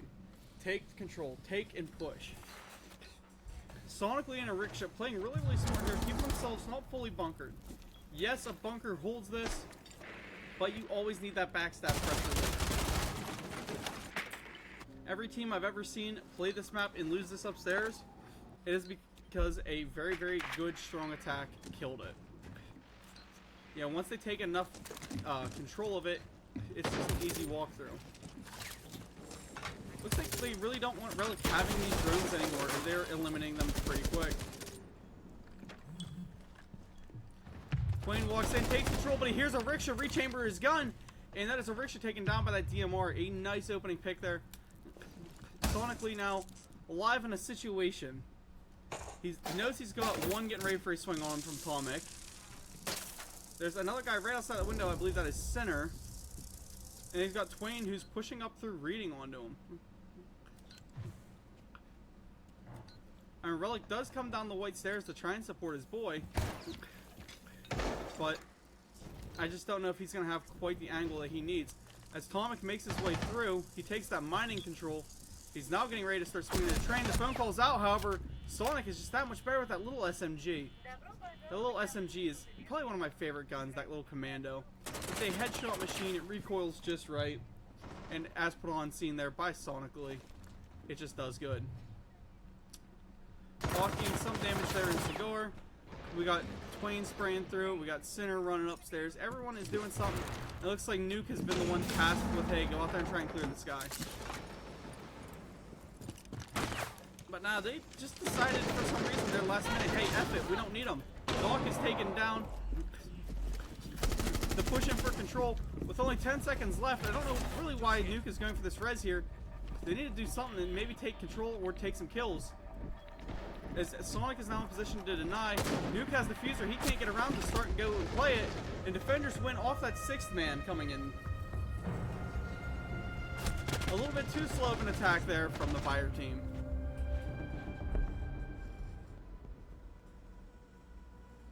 Perfect time buying though downstairs. I know Rickshaw lost his life early, but Sonically held it down and just kept it going. I mean, they didn't pick him at all. He stayed down there. He wasted a ton of time. and force them to push up quick. Defenders, protect your bombs from being defused by attackers. Alright. Attackers have located a Now coming down here for the kitchen hold, the logical next step. Those middle floors are a little bit more challenging because there's so much pushing that can happen from elsewhere. Head holes, feet holes, and holes everywhere being open. Like lions and tigers and bears, oh my. Hopefully we're going to see a bakery hold as they do have it set up. And you know what, man? I love seeing a good bakery hold. It's not because I'm fat and I see candy and sweets. There's a cake, though. I never even noticed there was a cake. I thought it was all just muffins. Or cupcakes. 5 seconds to insertion. Nah, man, there's an actual cake. Yo, Ubisoft, Attackers' why is the cake objective hollow? is to defuse a bomb. Sorry, I'm being distracted. Back to the cast and the thing that matters.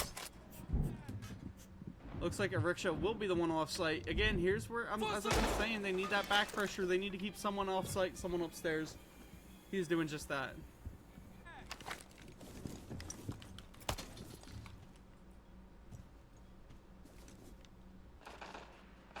For a defensive win to only have 2 kills on the team means you guys did great on the roam.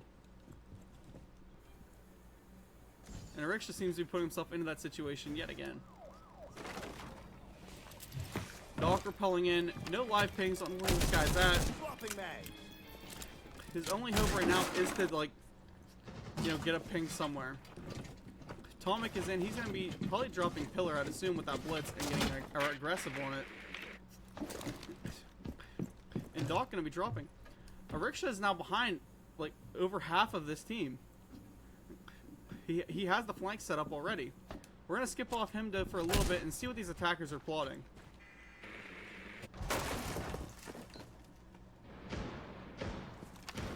Hatch opening, I believe, right above Relic there. No, not hatch, just floors. As the verticality is being pushed. Where's Ariksha? Still in the bathroom. Buddy is leaving. Center will get a great first pick there, leading off the last game's MVP. Taking Tango down.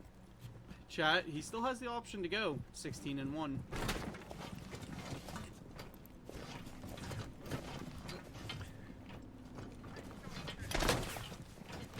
Tomic trying to get aggressive with the shield, but he needs Doc to come down and help him. However, Keegan gets the opening pick there onto Doc. Well, at least the opening pick for his team, not the game. This blitz has got to get some support behind him. We move over here to Ariksha. He's chilling outside a pillar, and oh my gosh. Is he going to do what I think he's going to do? They have the live pings. Here comes the blitz running through coat check. Blitz forcing this team back. Keegan is taken down by Nuke. Battle of the SMG-12s. There goes their cameras. And they don't know Ariksha is still upstairs. Ariksha has the angle, has the setup. And actually, I think he's going to play. Yep, he's going for that vertical control. And, ooh, no, I thought he was playing white. Smoke coming in that main corridor. We got Center helping make his way in. And here comes Nuke. Trade out there. Sonically takes Tomic down. That's the blitz off the board. Our Ariksha is in a great spot here. Lays a little bit of damage towards Center, but doesn't actually hit him. Now sonically pressing in. We got Ariksha coming up on the flank. Hitting the double kill to clutch it up for his team. And here comes the defuse. Malevolent just looking absolutely stunning that round. Like, let's see this. Yeah, he whiffs a little bit on the head there, which lines him up just perfectly in time for this sweet little double kill. Uno, dos, triple kill in the round to clutch it up and get the defuse.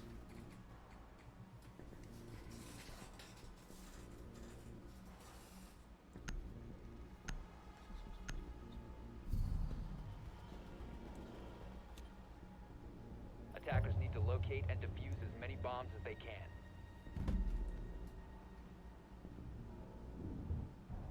Finally now, coming down here to the rename dining hall. Shotguns on the board, so you know every single wall is going to be ripped open. Oh, why?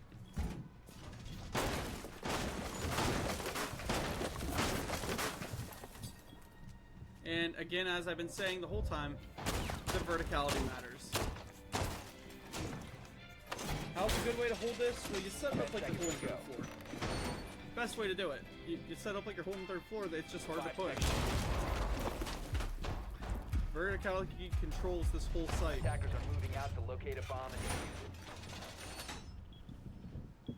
Look at that. I mean, this, yeah, you can plant this one pretty easily, but that's why there's no holes ripped. You can swing it from everywhere. This one, you can floor bang the whole site. And they're making a ton of noise up here. Sinner eating a little bit of damage there from that spawn peak. I believe that was probably Keegan because it sounded like a fast shooting rifle.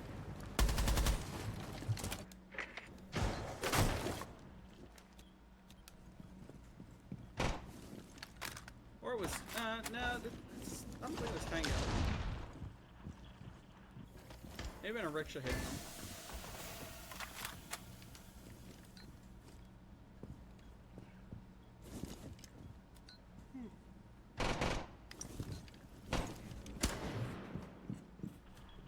Chat, it's getting late. It is 10:30 and I'm an old guy.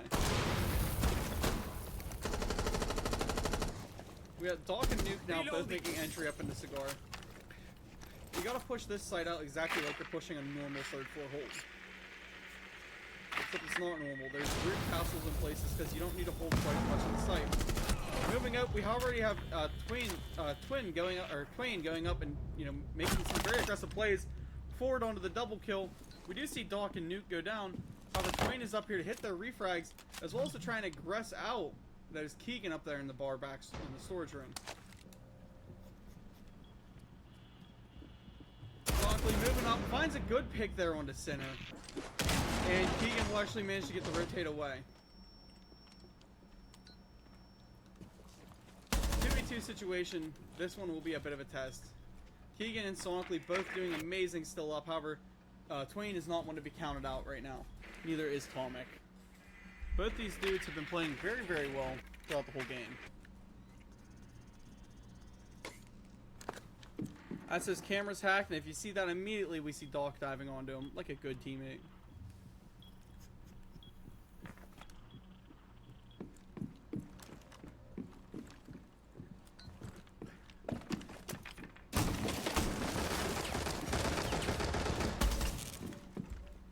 Oh.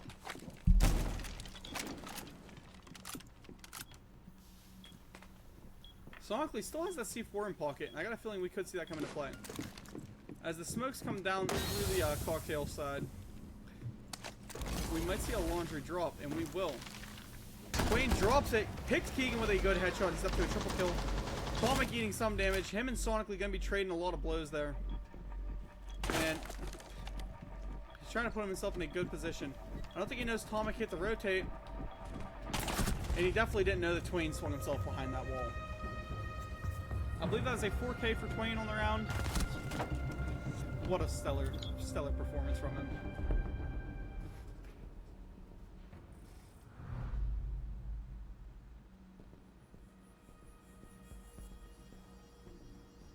Round 4 bands coming.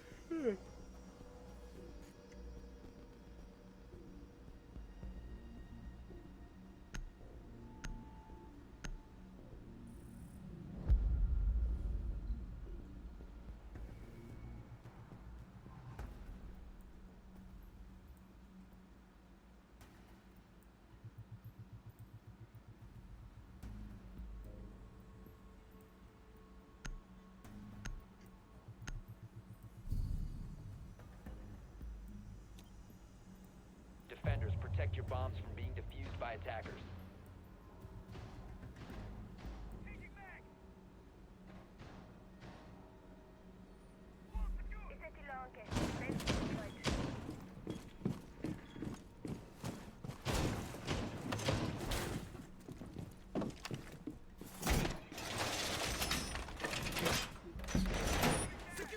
So I was reading some Discord drama from another league. I don't know, I like sitting there and reading the team's fight. It's kind of funny. 10 seconds to insertion. But the third floor hold is coming. And let's see what they can manage to 5 pick up. seconds left before insertion. Need to push the mic back just a touch. Attackers are heading out to defuse a bomb.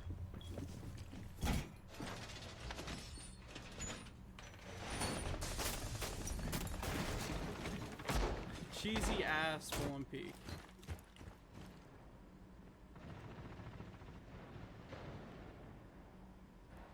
That's what I think it was.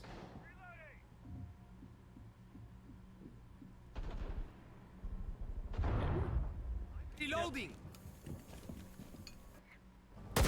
None of these attackers are quite aggressive enough to already be in building. Come on, man.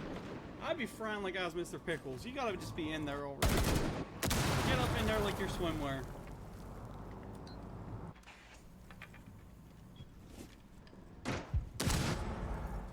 The defense here, Malevolent, playing a rather slow, less heavy game.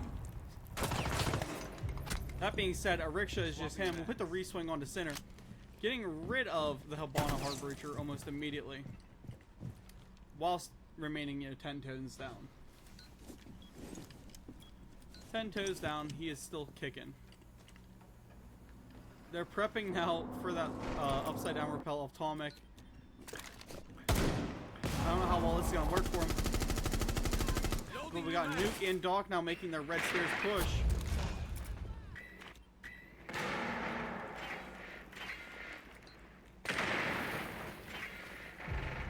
Well, this late utility's being pulled. Nuke taking down Atomic. Will find Relic though. Good play from him. A lot of window play coming. I'm not sure I'm a fan of it. I don't like windows. Twain has this bar control though. Swings himself straight into Tango. Tango is just him. Finds one, and now Atomic left alive as a rickshaw, I think, dives out the window after him.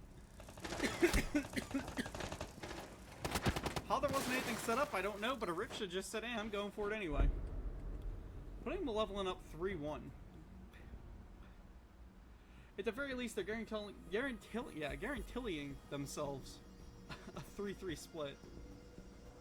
Are we gonna see a 5-1 today, chat? Maybe. The way Malevolent locked into this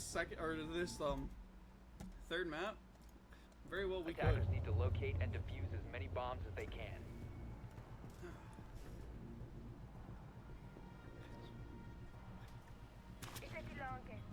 Bomb located by attackers. Reinforce the wall. Kitchen prep hold not being set up.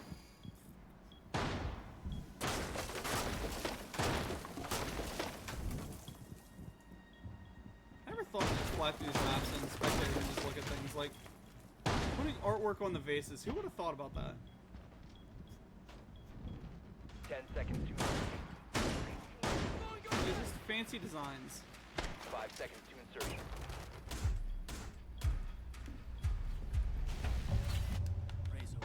I mean, I'm not sure why they have so much rice on this map, or on that, spot there, but they do.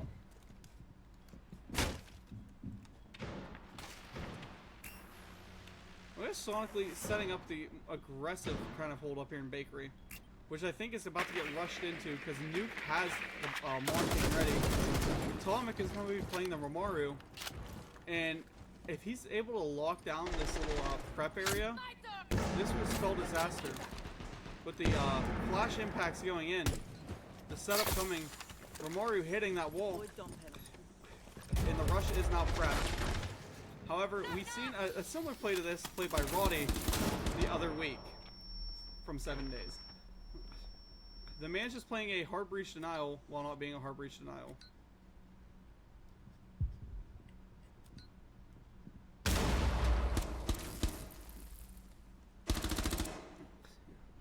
Making a smart play, pushing out now onto Romario.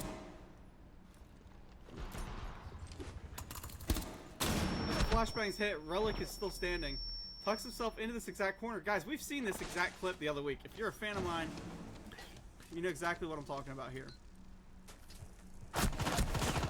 Except Relic will not play it out quite as well. It gets taken down by its center with the upside down rappel. This is just one of those, we had the better play set up to counter this moment.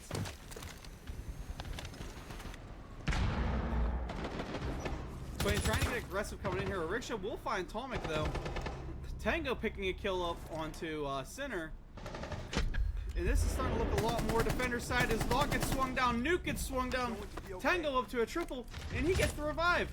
I mean, Twain is still standing, but he has to hit, what, an ace to keep his team, in possibility for a 3-3.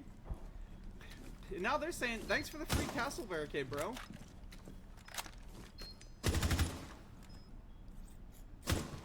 They know Brick McQueen is out because of this, and Relic will get the good dirty swing jumping out at him. Guaranteeing his team at least a 4-2, maybe a 5-1 if they manage to play the next round out properly.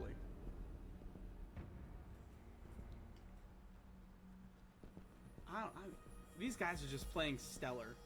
I don't know what happened to Malevolent that first map, but they locked it in to absolutes on this map.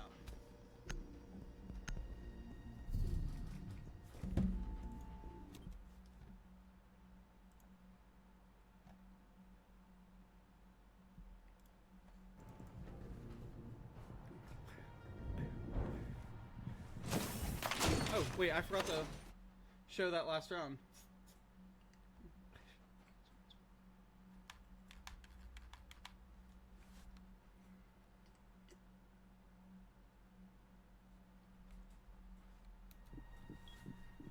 Just Tango hitting just the clips of a century.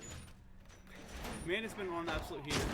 And even into this game, we have Tango at 5-2, a Rickshaw at 6-2, Sonically at 4-2, Keegan who's splitting 4-4, and Relic is 1-3, but he's got 3 assists with it. Absolutely putting the hammer down on the Vyre or Nemesis team, whatever you want to call them. Twain is currently the only positive one at 7-3. I mean, he's at least rocking that 2.0 KD. Yeah, 2.0 KD. But the rest of his team, like Doc, has no kills. Everyone else is locked into 2. Running Tomic in on the blitz, though. I mean, this works rather well for them. I believe last time we seen this guy playing an aggressive shield off.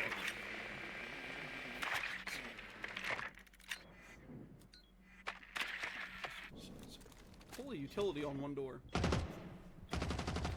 2, 3, 4. 4 traps, 5 traps, and a castle barricade. They really don't want you touching their door.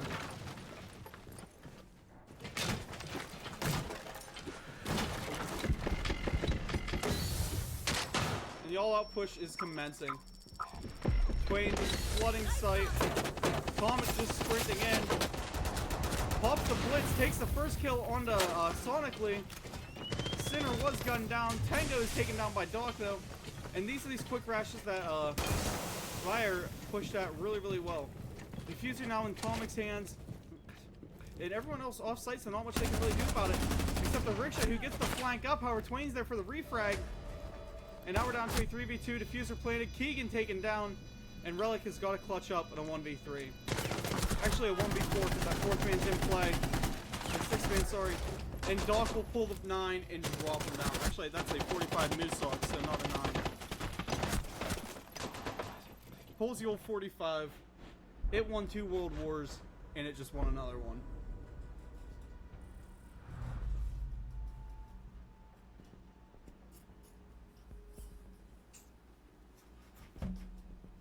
Pulling at least a 4-2 split, but it is in the favor of Malevolent.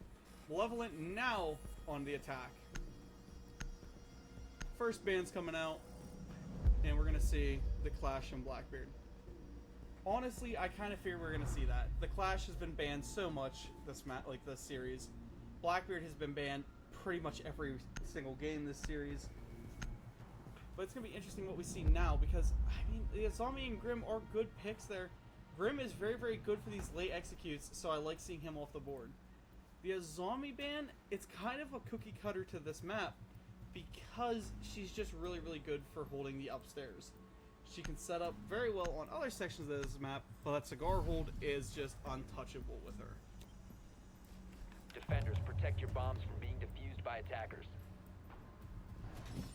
And instead of starting upstairs, we're actually going to see Vyre go for the kitchen prep hold first.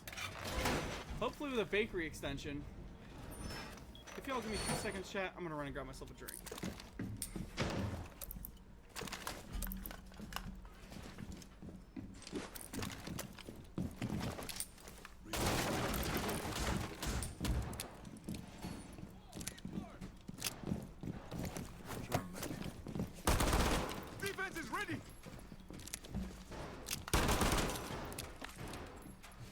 God, I love having a mini. especially because it's like. Magnet, changing mag. Magnet up.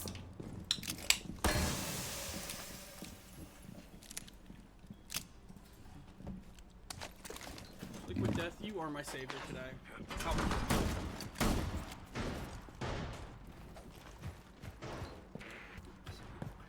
Reloading. Relic already using one of those ace charges, trying to get himself into the small bakery here. However, I believe he does lose it. The two-man hold in bakery works out so well so far. I mean, they're holding these attackers out. They lose this small wall though, or Twain gets picked from being overly aggressive, things could be a little bit different. But for a four-man attacker unit to be stacked out front like this, you can tell they're just trying to poke and prod for a kill.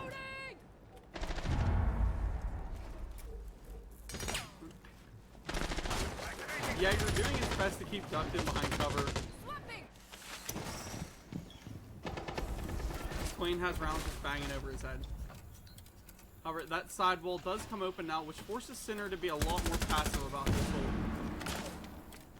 Or no, it doesn't come open. What did we throw open then? Did they open the... No, I don't know what they opened. Well, that is Relic's taken down. Nuke finding a C4 on a Keegan. Sonically is also down. Tomic taken down by a rickshaw. And Sonic is thankfully revived, putting this back up to a 3v4. Not a lot of HP left on the board though for these attackers. I mean, not like it's much less, but that shotgun from Nuke will definitely lay Sonically out as low as he was. Nuke, very, very low HP, just under half. But it's enough that, you know, that shotgun is still gonna hurt. And he has just enough HP. If he wants to go for a swing, he can. Both these attackers now rotating off. Not a bad play in my book. I think it should have been done when they had some extra guys on the board. But a rickshaw being a speed demon, coming down these brown stairs straight into a beeper, tries for the pre-fire. He does have, I believe that is... Is that Doc? Yeah, it is Doc who's chilling in coat check.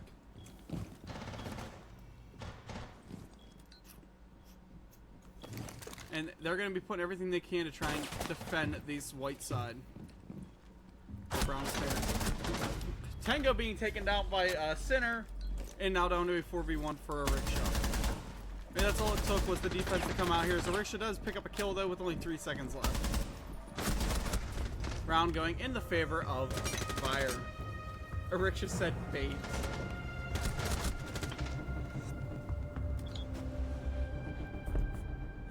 Rickshaw baits.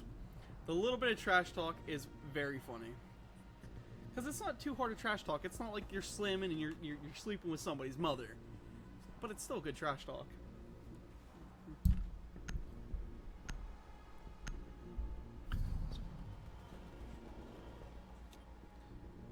Attackers need to locate and defuse as many bombs as they can.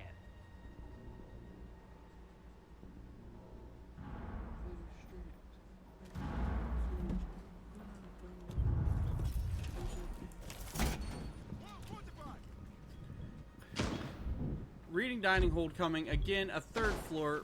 Just I love seeing the verticality. The vert matters on these maps. Like, yes, this is default to this point, but it's just so nice to see. It's what makes Siege Siege. It's not Call of Duty, it is Siege. It's a game where your height matters. Playing up top matters. Holding the high ground, it matters. You're Obi-Wan in this situation. It's over if you have the high ground. So they're going to do everything they can in their power to hold it, and it looks like it's a pretty good setup so far. Let's see if they put a ton of utility on this door like they did last time. No, absolutely none this time. They got to have some utility stacked somewhere.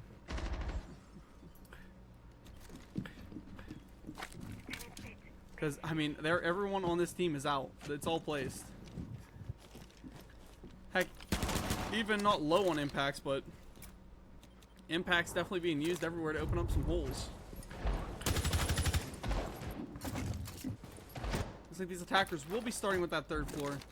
Malevolent, you know, they're playing how you should. They're gonna take a lot of sponge control of the map, own it all, and then move through.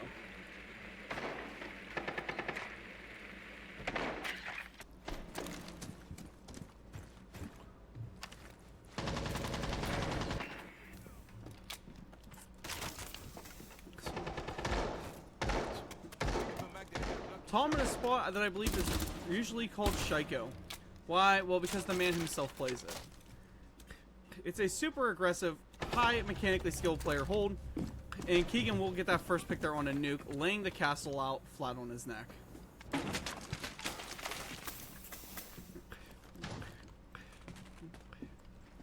Keegan now continuing his reign of dominance, running through Cigar Lounge.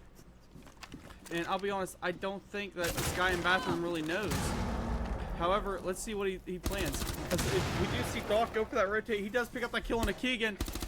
And I don't think they know that he's actually pulling himself into Cigar. As he finds another kill onto a Rickshaw, Doc up to a double. Could hit a triple here if he's lucky, because he's got a lot of people playing on him. Relic now clearing through bar. He knows the Rickshaw's in there, or Doc's in there somewhere, but Doc pulls the triple kill. Almost the quad, but he's taken down by Tango. A triple for Doc on this round. Definitely an impact maker there.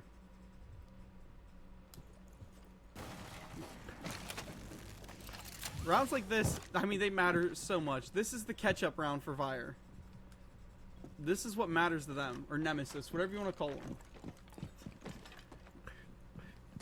In this league, they're Nemesis. In every single other league, they are Vyre. They had a rebrand.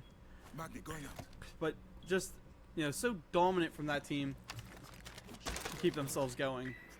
They're catching back up. Hopefully, I mean, they might be winning the mental game because blue team is calling a timeout now. Down on live, or up on lives at least. Oh, down on live, sorry. And Center will pick a kill there. Tango left alive, and Twain taking him down, making this a 4-4 already.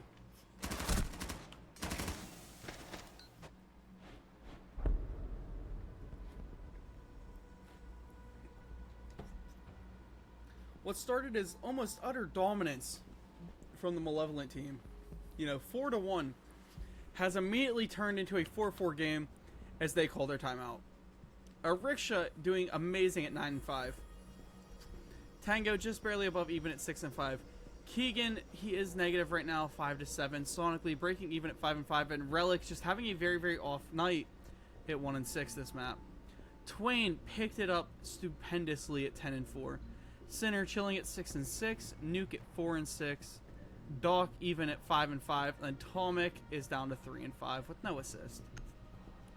This game will probably come down to a battle of the backlines. Their top fraggers are going almost blow for blow, matching one another almost perfectly. It is all coming down to how these backlines want to play. Once the entry frags wipe each other out, you got to be able to get in there and get those kills and win it. And I'm hoping that they're going to be able to do that because it's been very close rounds so far. Attackers I mean, need to locate and defuse only a the handful bomb. of full-on blowouts. A mid-floor round of mining dining? That's an odd one. Excuse me. That's a bad burp. These seltzer water, or spring water, not seltzer, sparkling waters, probably not a great thing to do while casting.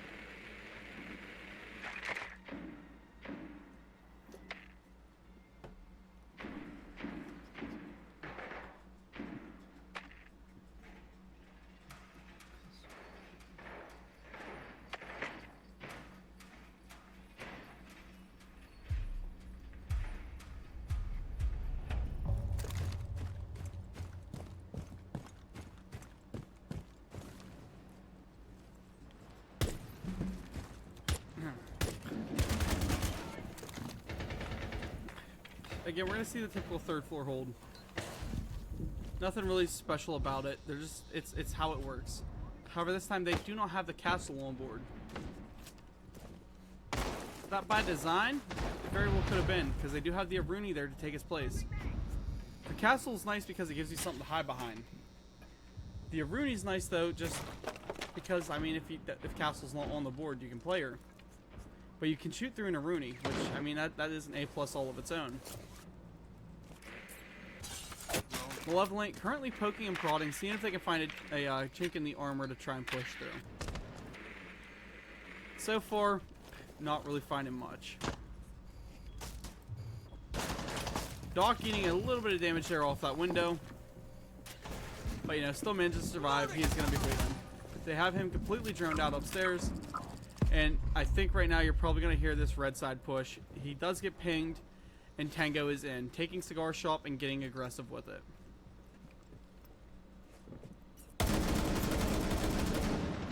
Letting that DMR sing, we're not able to find nothing. Doc does eat a lot of damage there. I believe that was from Keegan. And they've got Doc very well pinned in here. But look at that. Manages to slip away. Slink himself down a hatch. And Nuke still has this cocktail Belk. I don't think they know. They can't know. Right? They're not looking at him. They're not prepped for him.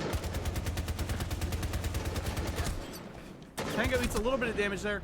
If Nuke was a little more patient, I believe that play would have been perfect for him. He would have maybe picked a kill or two off it because they were not prepared at all for him to be there.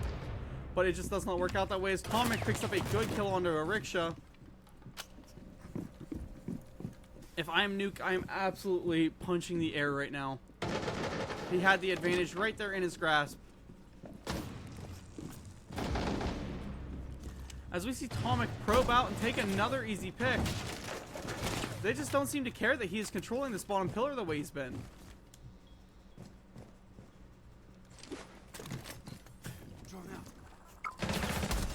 Sonically dropping in though, finding a kill on a Twain. Keegan running in, taking Center down. Down to a 3v2 situation. Doc very, very low. But he's able to find Tango. Doc picks another one. It's now Keegan versus Doc in a 1v1. Both in a toe stubbing contest as they have 1 HP, with Keegan gets the good swing on him, putting Malevolent back up in this game.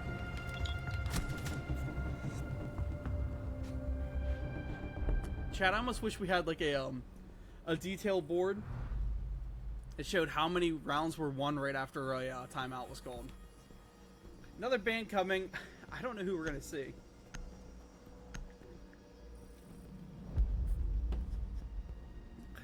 The Valkyrie and the Ram. I really don't think we've seen a Ram be played that much. And honestly, same with the Valkyrie.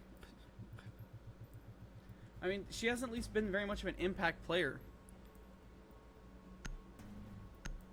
But kind of a smart play to get rid of the Ram, I guess, since you are now going down into the kitchen. Attackers need to locate and defuse as many bombs as they can.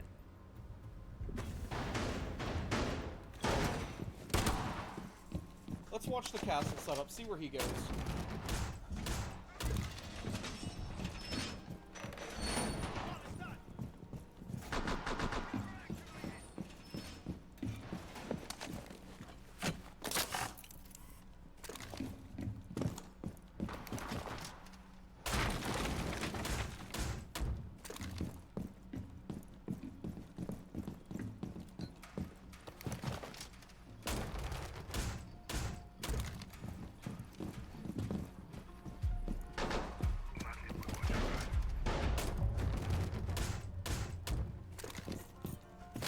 Alright, chat, we are in again with the bakery setup. I'm hoping Center pulls out some good kills. Let me flip back to my DMs, because I know I was talking with Isol about this team.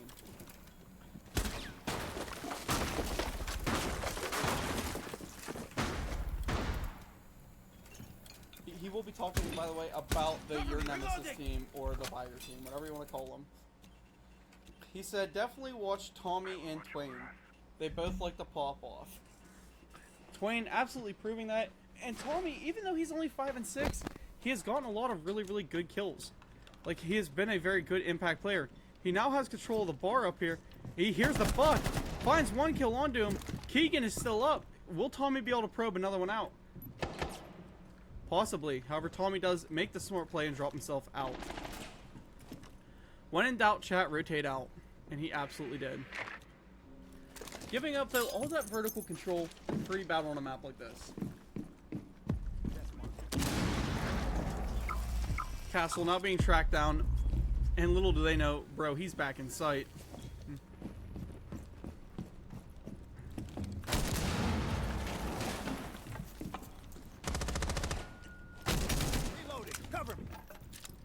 And man, Keegan absolutely trying to find Tommy there. I mean, trying just the floor bang him, everything he can think of.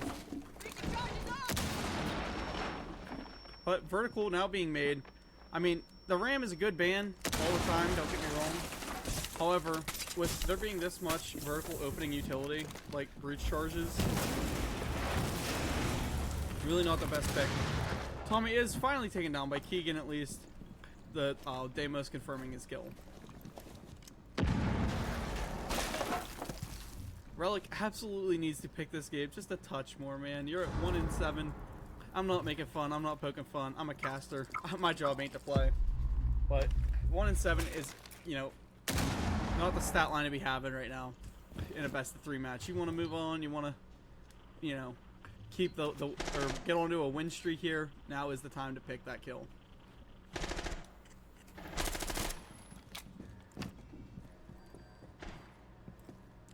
Tully's hesitant to move down because they do have the Warden playing right here behind the shield. With the tracking coming, the grenade comes out. And then it's Twain immediately taken down. The Ash has control of sight and Freezer. Tango finding Nuke. Doc being taken down. It is now Sinner left in a 1v4. And he's being wallbanged there. He does get taken down by Keegan. However, Tango hits that reswing and picks it up for his team, putting us in a match point in favor of Malevolent.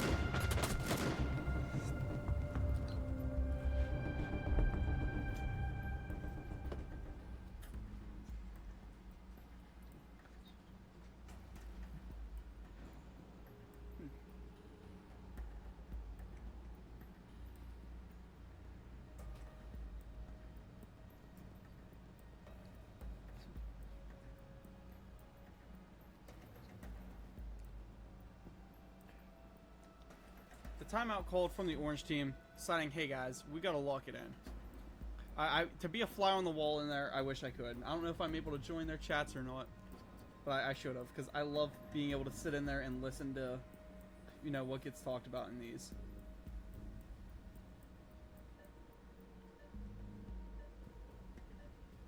Might just be me though, I don't know.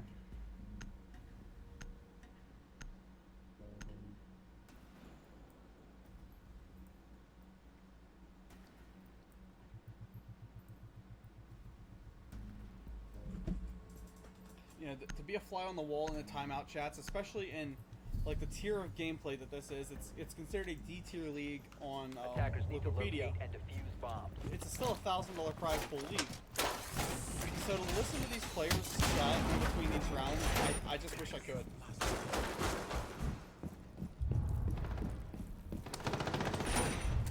They don't know how locked in they're feeling, or to sit there and listen if they're, you know, laughing, having a good time. You know, what the mental is like in this situation, I just wish I could hear. Any other reps or coaches or anything like that in chat, please, I need to know. What's the team's mental like? Even if, you know, you're not in there with them right now, what's the team mental like on these type of games? Something where it is map 3, we are on match point, you're either this close to victory, or you're that close to chasing them. I need to know the vibes. I miss the vibes, chat. I miss the vibes.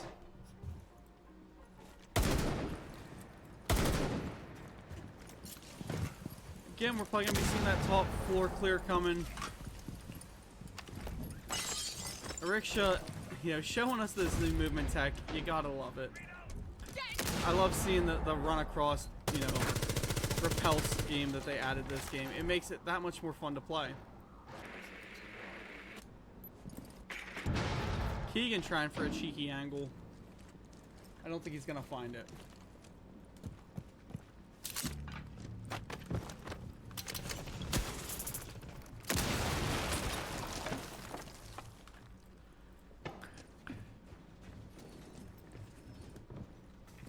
And Relic making entry through, almost finding Tommy.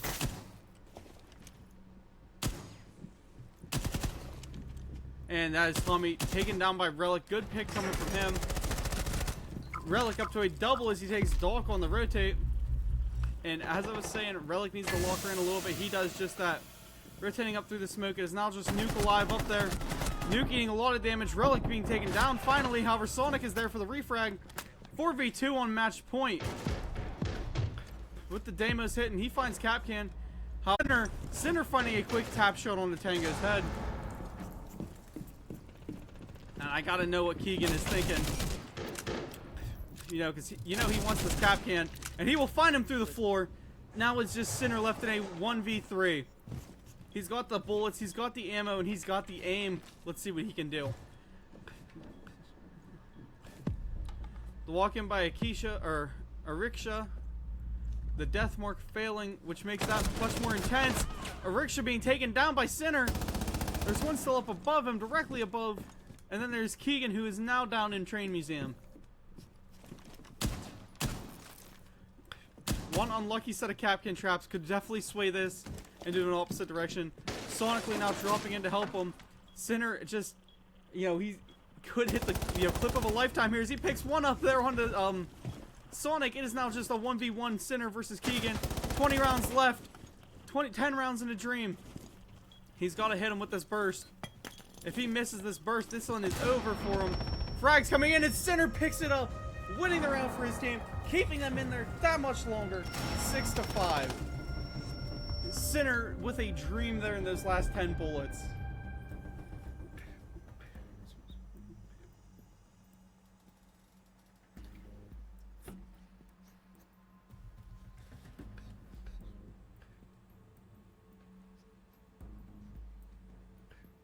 What a time, what a time. Almost into overtime.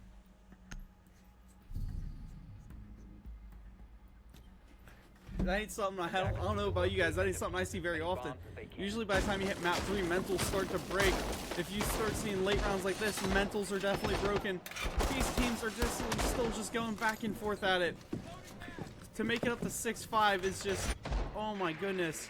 If we see overtime in this, like my first cast for Coast League, I'm gonna be so happy.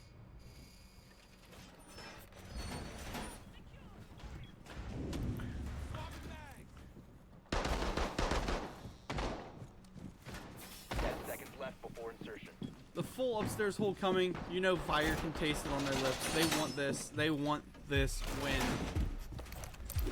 Doing everything they can to keep themselves locked through this map. Let's see what they manage to bring.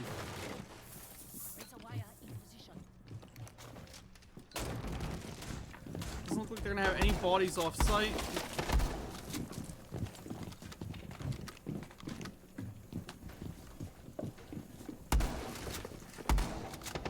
And a really nice mirror strat coming. Right there is one of those strats that if you see it as an attacker, you're kind of wishing you banned the mirror. Doc being first picked out by Sonically starts them off with a bad start here. Yeah, you want Doc to still be alive. He might be 7-9, but he's got his 3 assists and he does good. His ability charges over time. He's got, a passive charge, so you don't want to, lose all those that early on. That's like 8 pieces of utility just fried now.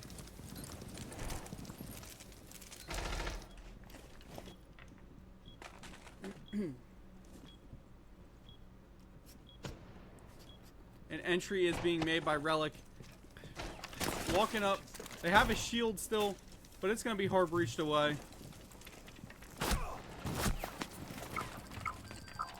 He's being ripped through the drone hole by Sinner. That's a first for that angle. Tomic being burned out of his position. Chased back into bathroom. Almost getting gunned down by the guy on the white stairs rappel. And Tomic will smoke his rotate out of there. Dropping back, trying to get to safety. Let's jump over here to Twain. Last guy standing in washrooms. He's got to be a front line to this defense. He's got one standing close on him and one on his window. There's really not much he can do here besides hope and pray that when they swing him, they miss. Stuns and everything coming in there. He is still standing. Nuke finding a good kill onto a rickshaw. The swing coming from Keegan as he gets gunned down by Twain. Twain getting ready for that re-swing though. Relic is there, but Relic is low.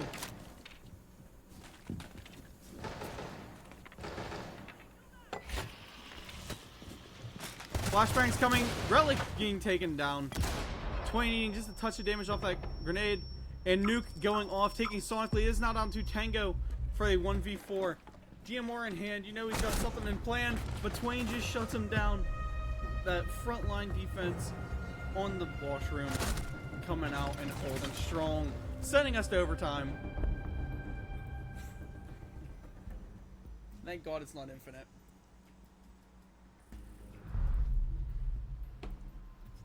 All bands are back on from the first split.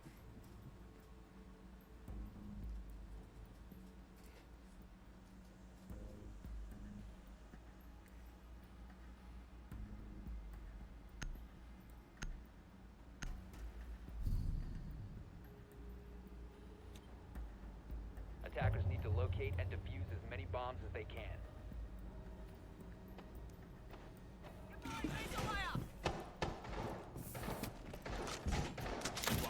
What amazing rounds from Vyre there to bring it back and try and keep themselves afloat.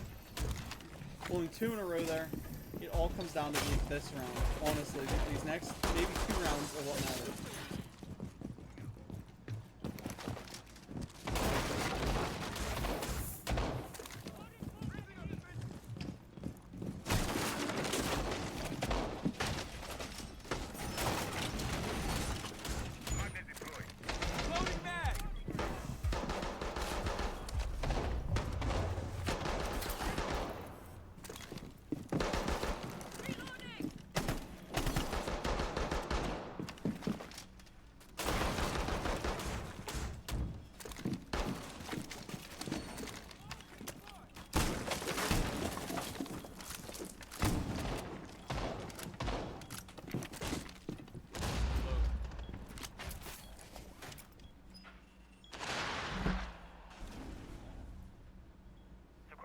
Activated.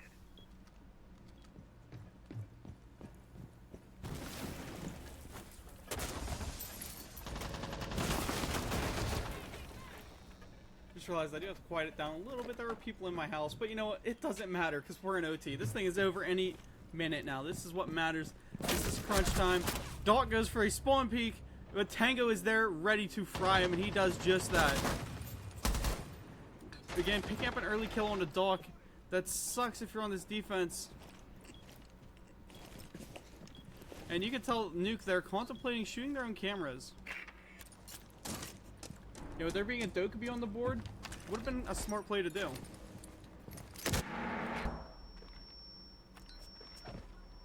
Keegan hot dropping into the barbed wire. For some reason that barbed wire taking 1,000 to beat.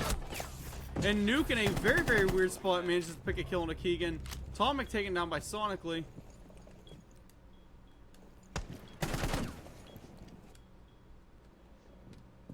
In a 3v4 situation. However, the defense still has good footing. The attackers aren't pushing that hard yet. I mean, a Rickshaw is in the building, taking through Cigar. And it looks like Relic will be coming down to join him. Relic has been doing, you know, pretty decent on this run through here. I think it's because he doesn't care to throw his life. He's going to go throw it and get a refrag off his corpse. Sinner and Sonically both trading some Mark 14 shots back and forth. Relic just whipping that right at the wall in front of him. You can tell he's kind of depressed about that one. But Sinner is then taken down by Sonically. Nuke getting walked down.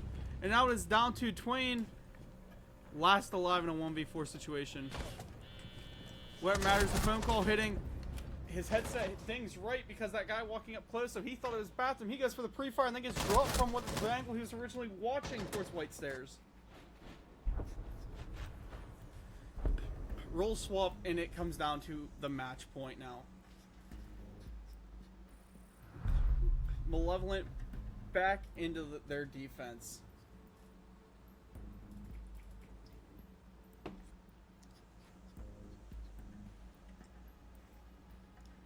They did very, very well defending this map originally.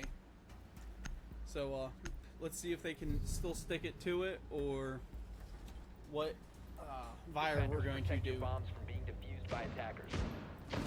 Coming upstairs, because I mean I kind of figured they were going to. They've been winning upstairs fairly well. Both teams have been.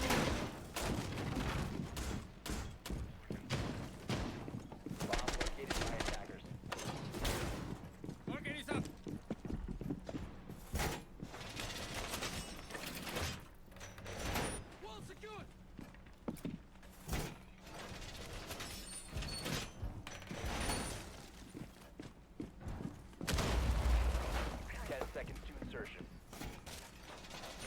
chat was grabbing a drink. 5 seconds to insertion. Shaking my head, match should have been over, buddy. I don't think we're going over right now. It's gonna be another OT map point. We got one more to go.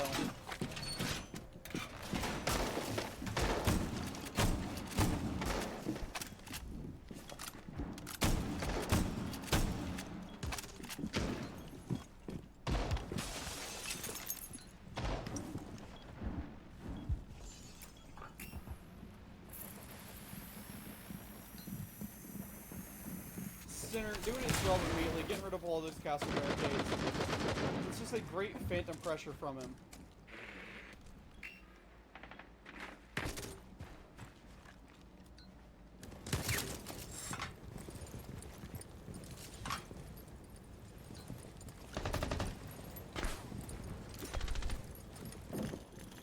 Getting just a touch of damage there. Lucky to actually survive. I thought it was going to be a headshot like that, as Relic does pick that kill up.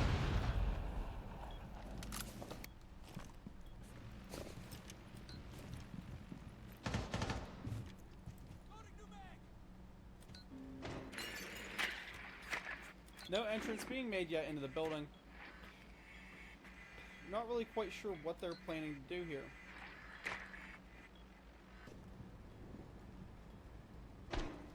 I thought we were going to see a rush plant of some sort, especially with the Romaru and the Sense, but losing the Sense might change things up just a little bit.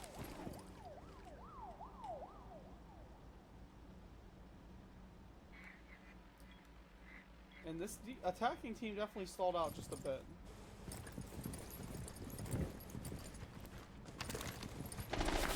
Doc pulls and preps his gadget. I think they're waiting on the rotate over from Ton. B's going in everywhere. They've got some live pings all over the place. Here comes the flashbang.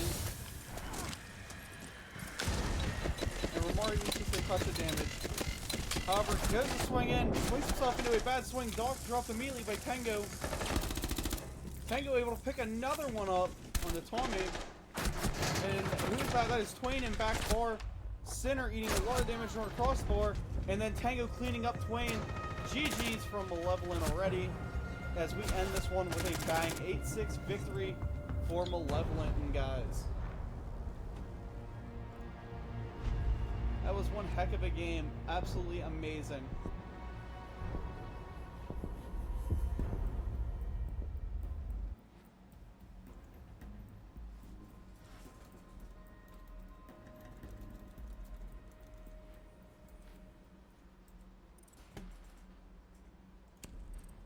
Yo, anyone want a post-game interview? Risk will do it.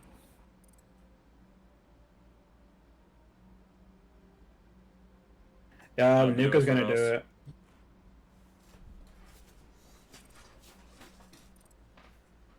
Alright, no one's really talking. Y'all want to do it here? We can talk here. I'm good for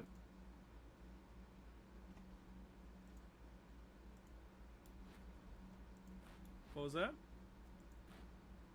Yeah, we can do it here in the lobby. Alright, yeah. Feelings after that game. That was a very, very good, very, very close one. We did some trolling. Just a little bit. Only as far as we could. I mean, to be fair, it was 2 subs. It was me and Twain. Obviously, we know the guys. We just couldn't get any like prep inwards. We were just kind of like going off what we could. Yeah, I mean, that was my first Coast match, you know, so it was pretty cool to see immediately the first one being OT in Map 3. I hope y'all enjoy the VOD. You know, it was pretty good. Pretty good moments. I caught some good clutches and clips on stream. Yeah, both teams, you guys played stellar. I loved it. Thank you, thank you. Thank you Well, so much. thanks for casting us, man. Hey, not a problem. That's what I'm here for. Hope to see y'all both in the future. Looking forward to it. Alrighty. I'm going to end the stream here now, guys. Let me leave lobby, that way they don't talk. Yeah, I'm going to end the stream here, guys. Thanks for coming out. Thanks for showing support. Absolutely love y'all. Post-game interview wasn't that great because everybody already dipped from both teams. Usually we can get a little bit of chit-chat going. But I'm going to call it here. We'll see you guys.